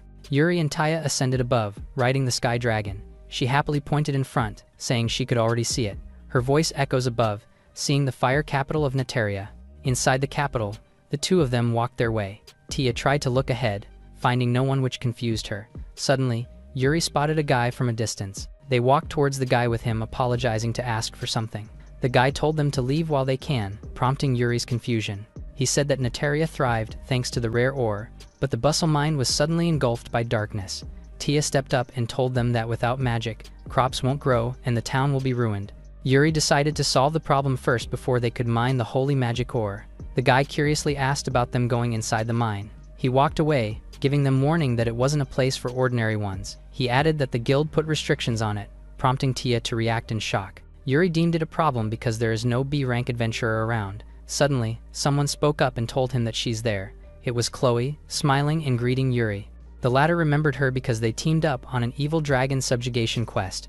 Yuri asked why she was there, but Chloe returned the question. She revealed that she came to investigate the dark magic energy on Bustle Mine. She remembered that they mentioned B rank earlier, to which Yuri admitted that they came for the mine too. He added that they came to collect holy magic ore and asked if they could tag along. Chloe acknowledged Yuri's strength, saying he'll be a great asset, but an elf instantly objects to Chloe's proposal. It was Basti, saying that they can't allow unknown individuals on their team. Chloe scolds him, saying that Yuri is even an S-rank adventurer. Basti walked past, saying Yuri is no match for him. Yuri halted him, prompting him to look back. He told him that they needed to go to the mine no matter what. He pointed at him, telling that if he recognized his strength, they could tag along. His eyes narrowed, accepting Yuri's invitation. The two of them faced each other, with Basti saying that their duel will be held at Ice Tower. Chloe and Tia watched as Basti continued. Basti added that they use magic to create Ice Tower and compete with quality. Yuri stared at him while he added that it is their sacred form of dueling. Basti said he will go first, channeling a massive ice magic on the ground. A huge ice tower suddenly formed in front of him. Tia's eyes bulged out, asking in confusion, with Chloe explaining that Basti is the strongest among them. Tia was filled with worry, calling out Yuri's name. Basti arrogantly told him that it wasn't even half of his power. He then added that it was the power of an A rank, daring Yuri to surpass it. Yuri admitted that it might be difficult, prompting Tia to stare at him in worry. Chloe just stayed in silence, while Basti shut his eyes and declared his win. Yuri knelt down as his palm glowed, telling everyone not to move. An ice formed on his back, while the ground turned into ice. Basti was in shock because everything was turning into ice. Tia and Chloe got alarmed, with Tia asking what the sound was. Suddenly, a platform of ice appeared beneath them. It then surged upward, causing the three of them to react differently. Basti looked down in fear as he couldn't believe the size of the tower. Yuri apologized to them, saying that he is not good at delicate stuff. Tia seems like having fun while Chloe praises Yuri for going beyond expectation. Basti accepted his defeat and let him join, while Yuri ordered the ice tower to go directly towards the bustle mine. The four of them arrived, with Basti couldn't believe that Yuri is still in F rank despite being strong. Basti revealed that to rank up, they have to complete 4 quests of his rank within a year. He revealed that the investigation doubles, because it is a quest for Chloe to rank up. He added that Chloe has the skills of an A rank and he wanted to see her get promoted. Chloe was listening to them as they walked their path. She then told them that Basti is her senior from Magic Research Society. Yuri learned that there is a whole process behind rank advancement but dismissed it. Basti cut off the chit-chats, telling all of them that the bustle mine is just ahead of them. Yuri noticed that the atmosphere feels just like the Luminaria. Tia curiously asked about the magic, in which Basti answered that it was a singularity. He revealed that it is beyond an S rank in difficulty. He then told Chloe that they can still turn back, asking her what she wanted to do. Chloe walks forward, saying that running away is not an option for her. Yuri agreed to Chloe, saying that it doesn't matter if it is a singularity. With eager resolve, he swore to get the holy magic ore. Basti couldn't argue longer and agreed with them. He ordered all of them to stay sharp and move in. A B-rank dark golem suddenly appeared in front of them. Basti activated his fire magic, while Chloe summoned an air arc using her magic. Both of them channeled their power towards the golem, hitting directly. Tia carried her hammer with determination, following up an attack towards the opponent. As she gets back, she tells them that it is tough, prompting Basti to react in frustration. The dark golem loomed over them, realizing that its high resistance is due to dark magic. Yuri raised his hand, surprising the two in front. His cold eyes glowed, and a massive holy magic engulfed the golem's whole. He moved forward, telling them that holy magic works well against dark monsters. He turned his head, telling them to keep it busy while he purified them. Basti asked who he was in confusion because he's using a rare magic like nothing. Chloe and Basti worked together to keep the monsters busy, freezing all the golems in front, while Yuri just coldly swung his arm, engulfing the whole area with holy magic and turning the golems into pieces. Basti praised their great coordination while Chloe told him that they could move smoothly. Tia suddenly shouted, telling all of them to stay alert. With all her might, she told them that something is near because it stinks. Chloe and Basti looked up in shock, while Yuri stayed in silence. Above them is a massive magic circle, with debris falling. Suddenly, a massive stone landed in front of Yuri. It then started to crack. Inside was an A-rank Dark Master Golem, which now stands before them. It suddenly disappeared in front, surging towards Yuri at a noticeable speed. Ice formed on the ground, but it managed to evade. Basti and Chloe sneered as it was too fast for them to catch. Yuri and the Dark Master exchanged blows, leaving only their trail behind. Yuri suddenly activated his holy magic, but the Dark Master was fast enough to dodge. The Dark Master counterattacked, sending Yuri to the cavern wall. It then punched him directly in the face, throwing him away in a distance. Yuri realized that mid-tier holy magic isn't working on it. Realizing that it wasn't going anywhere, the system panel suddenly showed up, announcing that he had acquired a high-tier holy magic. Yuri leapt upward, thinking that it must be because of the repeated use of holy magic. His feet landed on the wall, wanting to try it. He then leapt as high as he could, prompting the Dark Master to look up. It then suddenly surged towards him. He then summoned a massive spear on his hand. He struck it down towards the Dark Master, welcoming him with his high-tier magic. A massive explosion took place, making his comrades brace themselves. Chloe curiously asked what happened, but even Tia couldn't see anything. With eyes half closed, Tia was confused. Yuri casually told her that he got the holy magic ore while handing it to her. Tia's eyes widened in surprise, with her lips forming a wide smile. She jumped out of excitement while praising him, with Basti saying that he's not surprised anymore. The ground suddenly shakes, and a massive hole appears before them. The four of them looked down in confusion. Basti was confused while Chloe realized that it was a trap. Tia seems to be enjoying the fall, while Yuri remains unfazed about it. Chloe noticed that the fog is getting thicker, with Basti realizing that the singularity must be close. Tia pointed ahead, saying that she could see the light. Yuri and Tia fell first, with him looking down below. Someone suddenly praised him for easily defeating his dark magic creation. Serial glowed menacingly, saying that he was eager to meet Yuri. The latter recognized him, calling his name. Basti and Chloe got alarmed, not knowing what was the thing below them. Yuri called out Lime, saying he's counting on her. Lime transformed bigger and caught all of them. While she grabbed Yuri's foot, she then instantly propelled him downward, with him clashing down towards Suriel as their power erupted below. He realized that Suriel's power is different from when they fought in Luminaria. He then deduced that it was his real form. Someone called him out, getting his attention. It was Flare, being held captive by Suriel. With her eyes half closed, she believes that he will come. His eyes widened, thinking that it was just like Aqua. He felt like they had met somewhere before. He then recalled what Aqua had said to him about the Fire Priestess. With eager resolve, his eyes narrowed and swore to rescue her as soon as possible. Suriel suddenly appeared behind him, saying that it wasn't the time to get distracted. A massive ice shard suddenly appeared. With Chloe and Basti riding it, they managed to land an attack towards Suriel. Raising their glowing hands, they told Yuri that they would support him. The latter turned his gaze at them, while Suriel deemed them as annoying little bugs. Watching from afar, Tia noticed that the enemy is way stronger than the golem. With her wide eyes and mouth parted, she was amused by how amazing adventurers are. Chloe summoned fireballs and channeled it directly at the enemy, while Yuri surged forward to launch an attack using his glowing sword. Suriel was thrown away due to their combined attack. With Chloe and Basti's long-range magic attacks and Yuri's mid-air combat with ice mobility, Suriel smirked and deemed all of it a pain on his part. He then flickered his hand. The four of them seemed to be overwhelmed by pressure. Suriel released his powerful dark magic, enough to level the battlefield. Ice debris fell as Basti was sent away with it. Suriel looked down, clearing all the other obstacles for their one-on-one fight. He stared at Yuri's comrades, saying that humans are weak and fragile. While Flare watched all of them fall with her brows furrowed, Suriel's eyes glowed, thinking of them being a noble demon with eternal strength and beauty like him. Yuri stepped forward, prompting Suriel to notice him. He realized that there was one exception among them. It was Yuri, a monster who gave up being a human. He smirked at Yuri, saying that there will be no more interruptions. Yuri stared at him in silence as he continued to bring the battle into its finale. His sword glowed in blue while his other hand was covered with flames.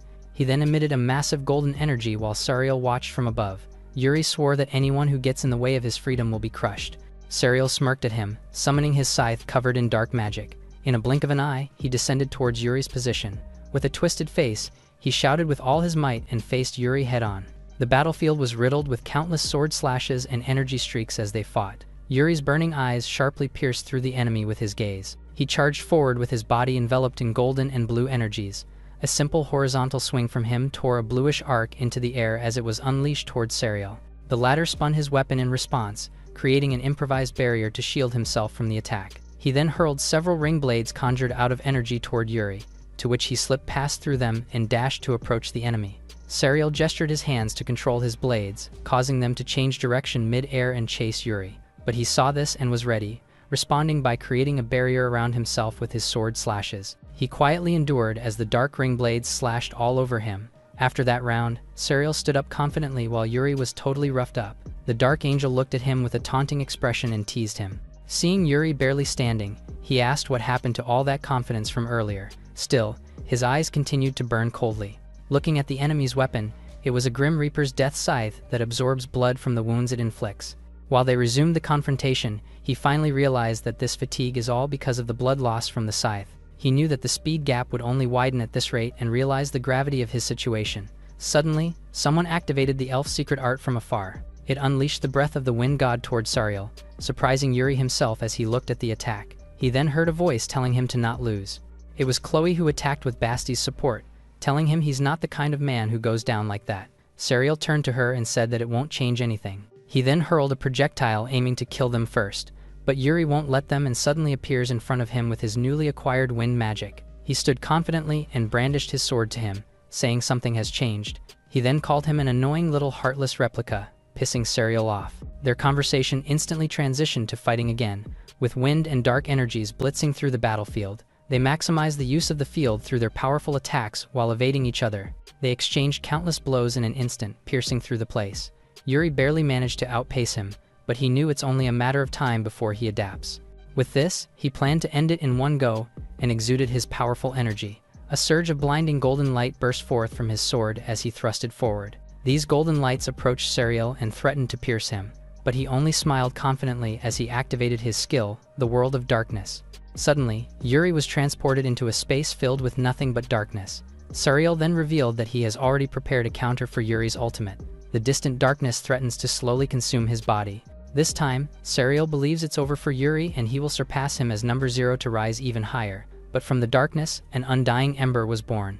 It then expanded into a powerful light that revealed the silhouette of Yuri's new form. Suriel was confused, while Yuri heaved a calm and composed breath. Emerging from the flames, Yuri stood with a body like that of a war god. Flare then spoke as she was tied, reiterating that she already warned him that Yuri swore to take him down.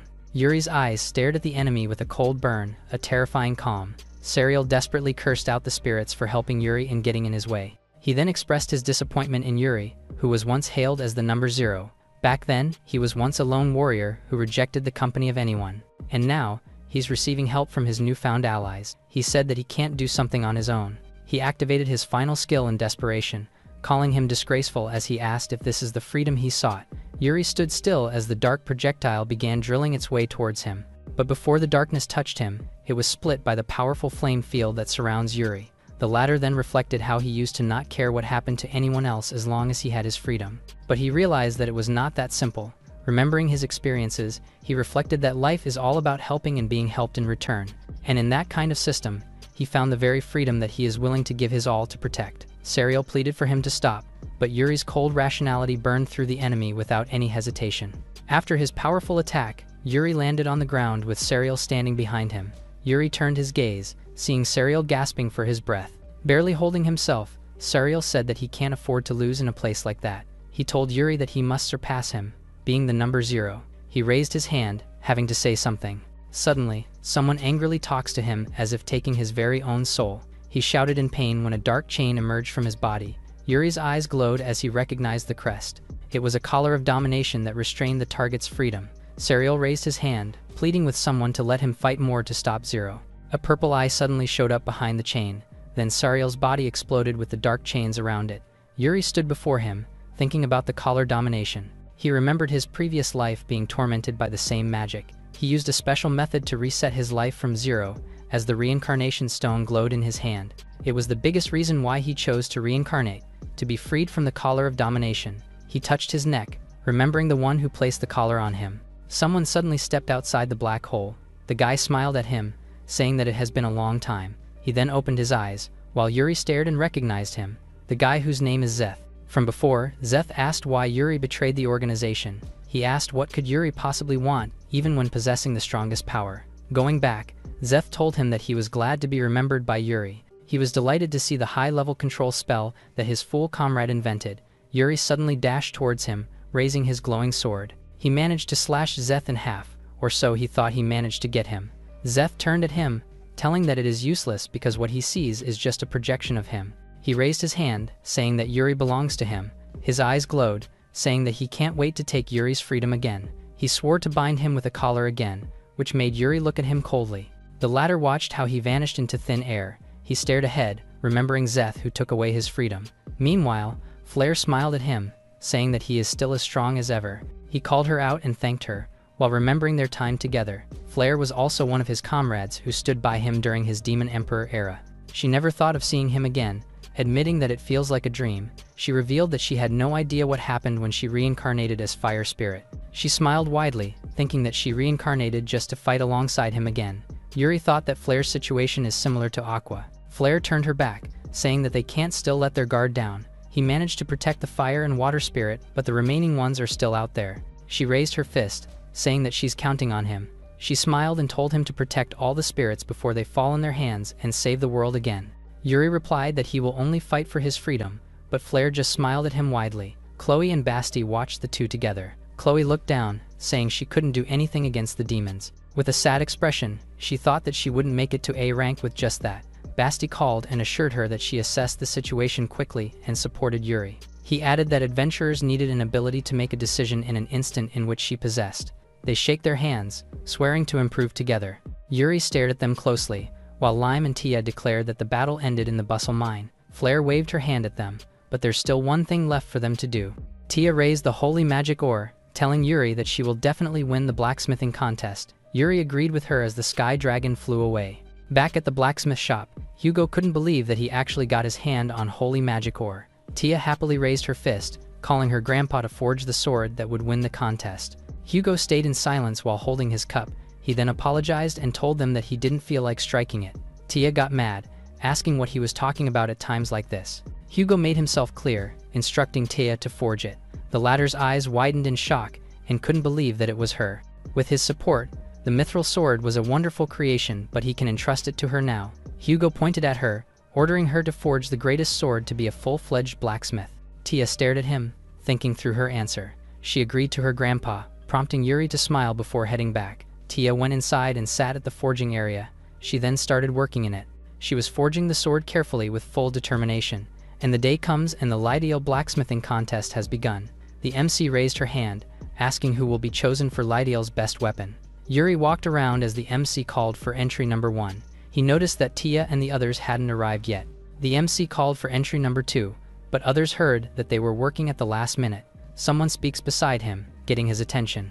It was Kali, seemingly mocking Hugo's shop and telling him that they ran away. He told Yuri that it was a shame because they will not be able to forge a good sword in time. He turned to him with a twisted face, telling how scared Hugo and Tia were. But Yuri remained unfazed, not minding what he was saying. The MC called for Kali, prompting him to show the demon sword Durandal in front of them. The onlookers deemed it beautiful, saying that it is a masterpiece. The old men compliment how incredible it is, making them drawn on its beauty. Kali arrogantly tells everyone that aside from that, they also offer the cheapest price. He raised his hand, asking everyone to give their patronage to his shop. Yuri stood as he heard that the MC called for Hugo's shop. The MC was confused because they hadn't arrived yet even with their weapon. The onlookers got mad, telling them to hurry up. The MC was about to call for disqualification, but someone arrived. Yuri went on the stage, telling the MC to wait further. He told her that the Whitebeard's ship will appear with the greatest sword. The MC was hesitant when Kali stepped up and told Yuri that they must have quit. He leaned towards Yuri and told him that even if they disappear, others won't care. Yuri's eyes narrowed as it glowed, but someone suddenly arrived. Tia called for Yuri, using her jetpack while carrying the sword. Yuri looked up and recognized her, while she held the sword with eagerness. She threw the sword towards Yuri, asking him to take it. Yuri caught it in time, revealing an SS rank holy demonic sword that carries 2 attributes. The onlookers and the MC were shocked upon seeing the rarest sword. The old men were mesmerized because it was the sword that all blacksmiths aspire to create. The onlookers deduced that this year's winner must be the Whitebeard's shop, prompting Kali to look at them in frustration. Being trampled, he accused that the holy demonic sword must be fake. He told them that there is no way they will be able to obtain the material and create it in time. But Yuri revealed that his subordinate carried it off. Kali was dumbfounded when Yuri revealed his dirty work to take out Whitebeard's shop, but Yuri thanked him because an even more magnificent sword was created. Kali's eyes narrowed in rage. He furiously raised his sword and aimed it at Yuri. With a swift move, Yuri managed to break his demon Durandal sword in half. Kali's eyes bulged out in disbelief. Hugo witnessed what happened as he stood in the back. His eyes became teary while Tia was excited about the winner. Yuri shut his eyes, hearing the MC announce Whitebeard's shop as the winner. Back in the town, Yuri was walking silently. Someone suddenly called him out, getting his attention. It was Arya, waving her hand happily at him. She noticed that Yuri's weapon was new, to which he revealed to her that it was from the shop. She then grabbed his hand, dragging him away while telling him that she found a weapon shop too. She told him that they had arrived. She added that it was a hidden gem which only few people know. The adventurers were fighting over the first in line, while Tia was happily assisting them. Yuri was able to witness it, letting out a faint smile. The two of them arrived at the door of the weapon shop with the sword he obtained from them. Yuri slowly opened his eyes. He was confused of his whereabouts as he fell together with debris. He noticed that he was in the sky, thinking if it was another dream. Someone suddenly called him out, getting his attention. An old man smiled at him, saying that he was worried because he was not waking up. Yuri stared at the man, feeling like he had seen him before, but he couldn't remember. As they stood face to face, the old man told him to go to the Wind City immediately. The old man began disintegrating, leaving a message that if he doesn't, the world will face its destruction. Yuri realized that one global disaster keeps coming after another. His eyes suddenly widened in shock, feeling that his body became heavy as he fell. He thought that it was Lime's doing until he opened his eyes. He was lying in midair until he noticed that he was falling. Sky Dragon suddenly appeared and called out to him.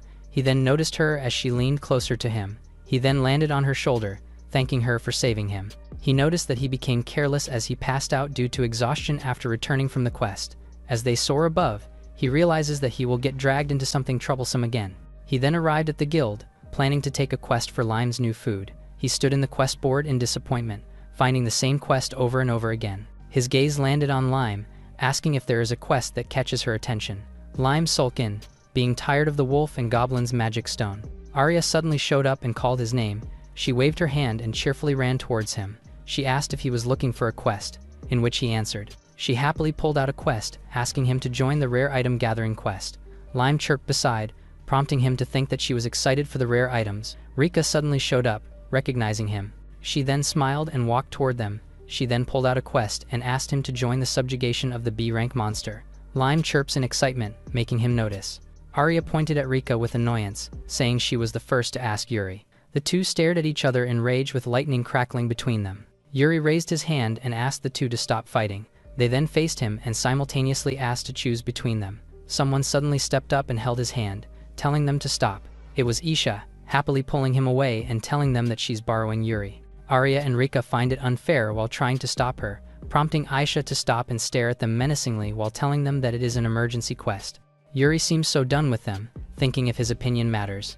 As they bicker below, someone was watching them from a distance. It was a purple-haired girl, keeping her watch on them. At the eastern forest, Isha apologized to Yuri for dragging him all along.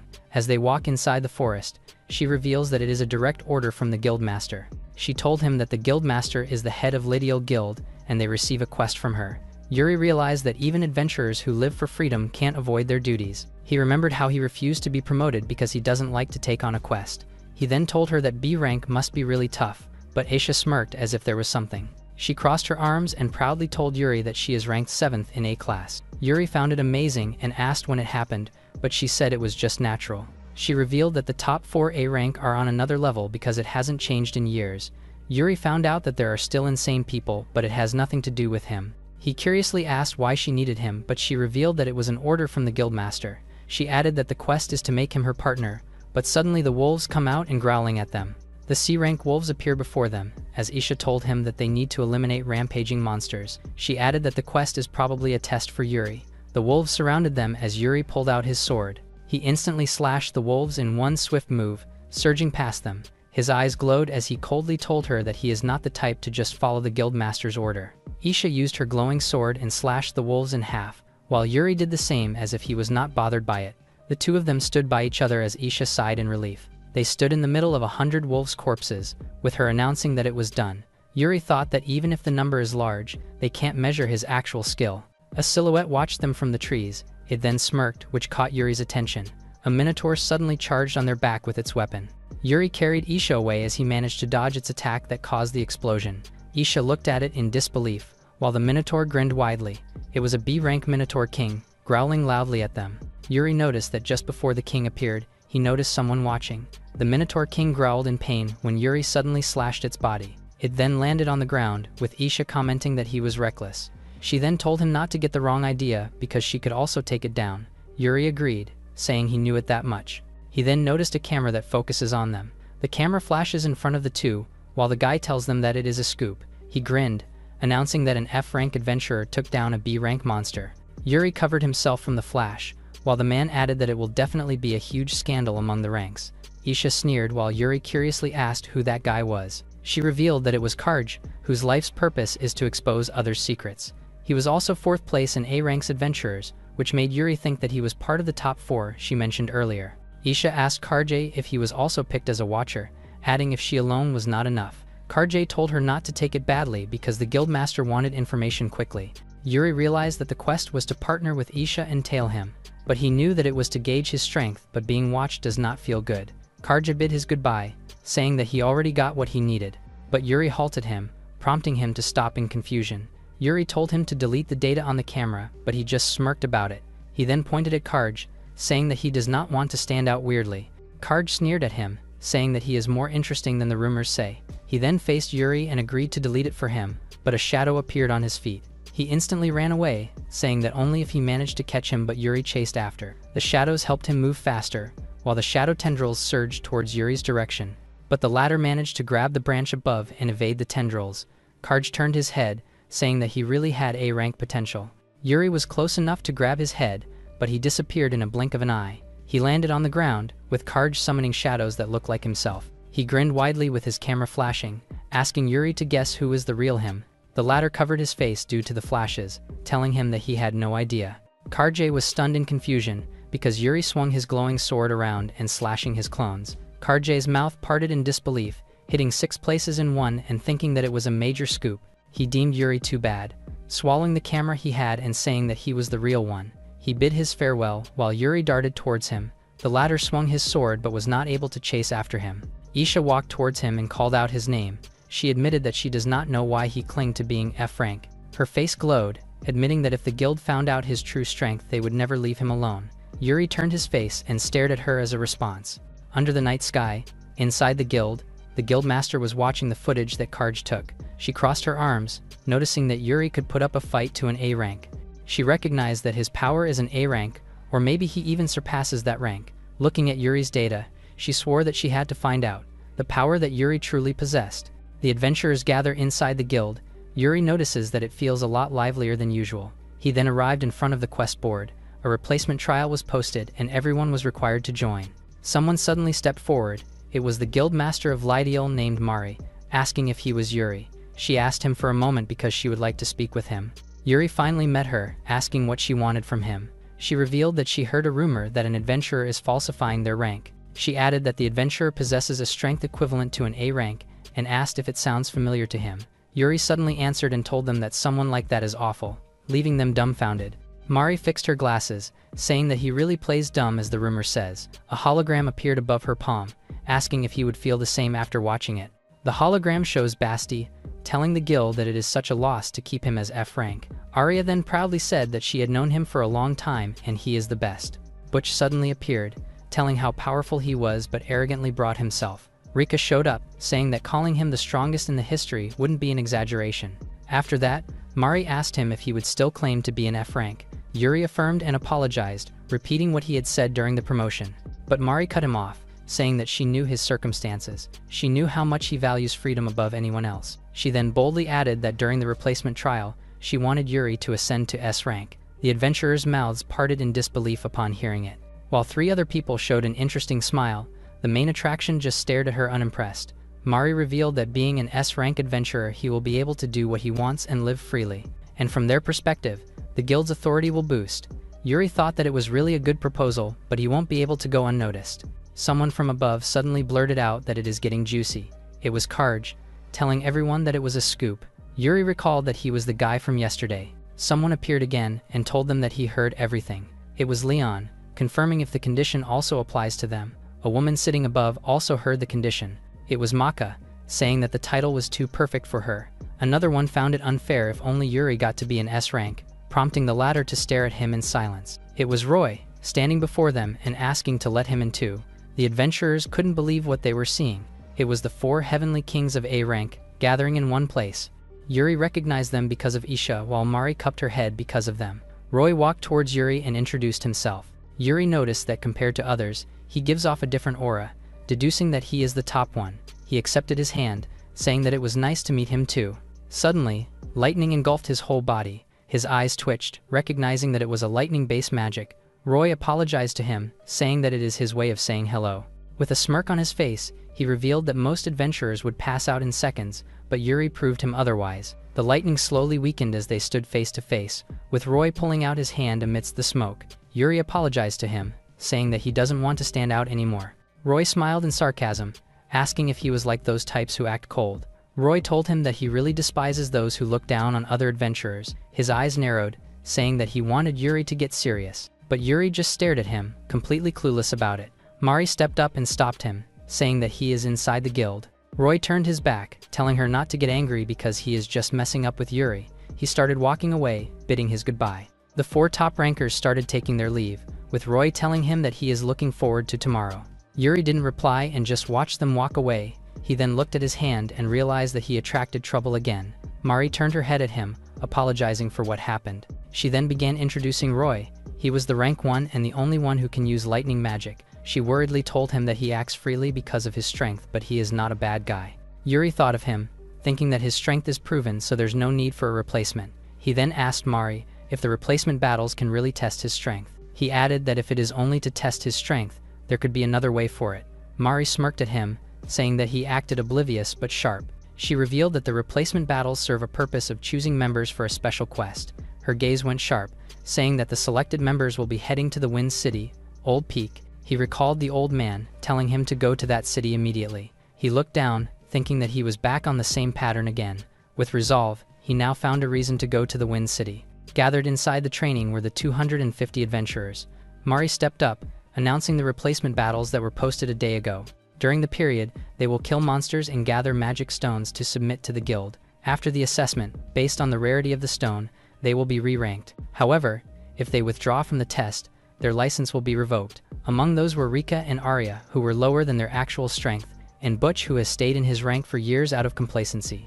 The guild was holding it because of the rank discrepancies. Adventurers like them always live next to death, but those who overcome countless hardships and seize glory, they were the ones who were called adventurers. Yuri stared at everyone else, having the number 1 on his panel.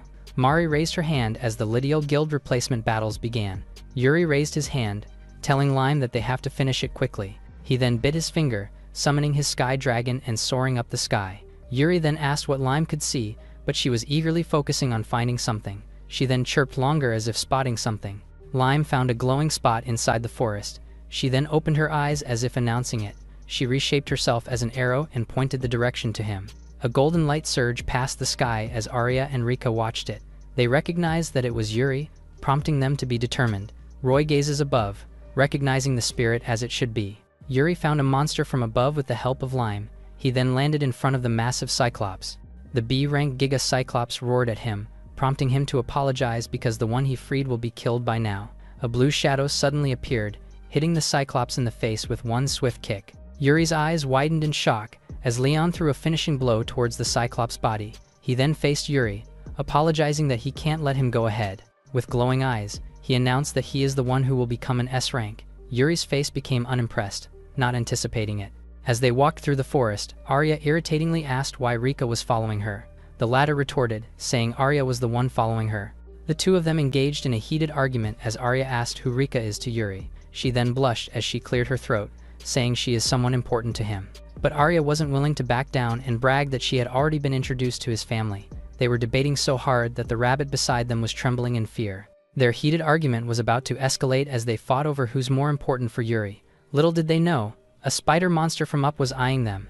By chance, Rika somehow looked up and noticed the threat. She then moved quickly, planning to push Arya out of danger's way while warning her to look out. The spider unleashed its powerful venom, hitting Rika in her arms and making her grit her teeth. She knelt on the ground in pain, while Arya asked if she was okay. She then worriedly asked why Rika had saved her, to which the latter said that Yuri would be sad if something happened to her. Arya was touched, looking at her speechless. She then leaned closer to check the wound, remarking at the urgency of needing to treat it as soon as possible. She began treating the injury, while Rika said it was nothing serious. But Arya deems it as a serious matter, because Yuri would be sad too if something happened to her. Now that Rika's injuries have been bandaged, she told Arya that it feels a lot better now. With a warm smile, she then thanked Arya for treating her. The latter responded with a cheerful smile as she returned the gratitude. Suddenly, they heard rustling noises and guessed that it must be Yuri. Little do they know, it was the noise of the other adventurers hunting their very own monsters. And among them was one particularly strong adventurer sitting atop of the pile of monster corpses. It was Roy, who did not even break a sweat when he hunted all these monsters. He was looking forward seriously, emanating calm pressure. Meanwhile, Leon and Yuri were seen traversing the forests. Yuri looked behind, glancing at Leon, who was keeping up with his speed. He then asks why he was tagging along, to which Leon finds it a foolish question. He said that there's a strong ranked monster nearby, and they're both after it. Hearing that Leon wants to defeat him, Yuri thinks he's a troublesome company. As they were getting out of the forest, a massive snake coiled out and faced them. It was a rank B sand snake, waiting for them.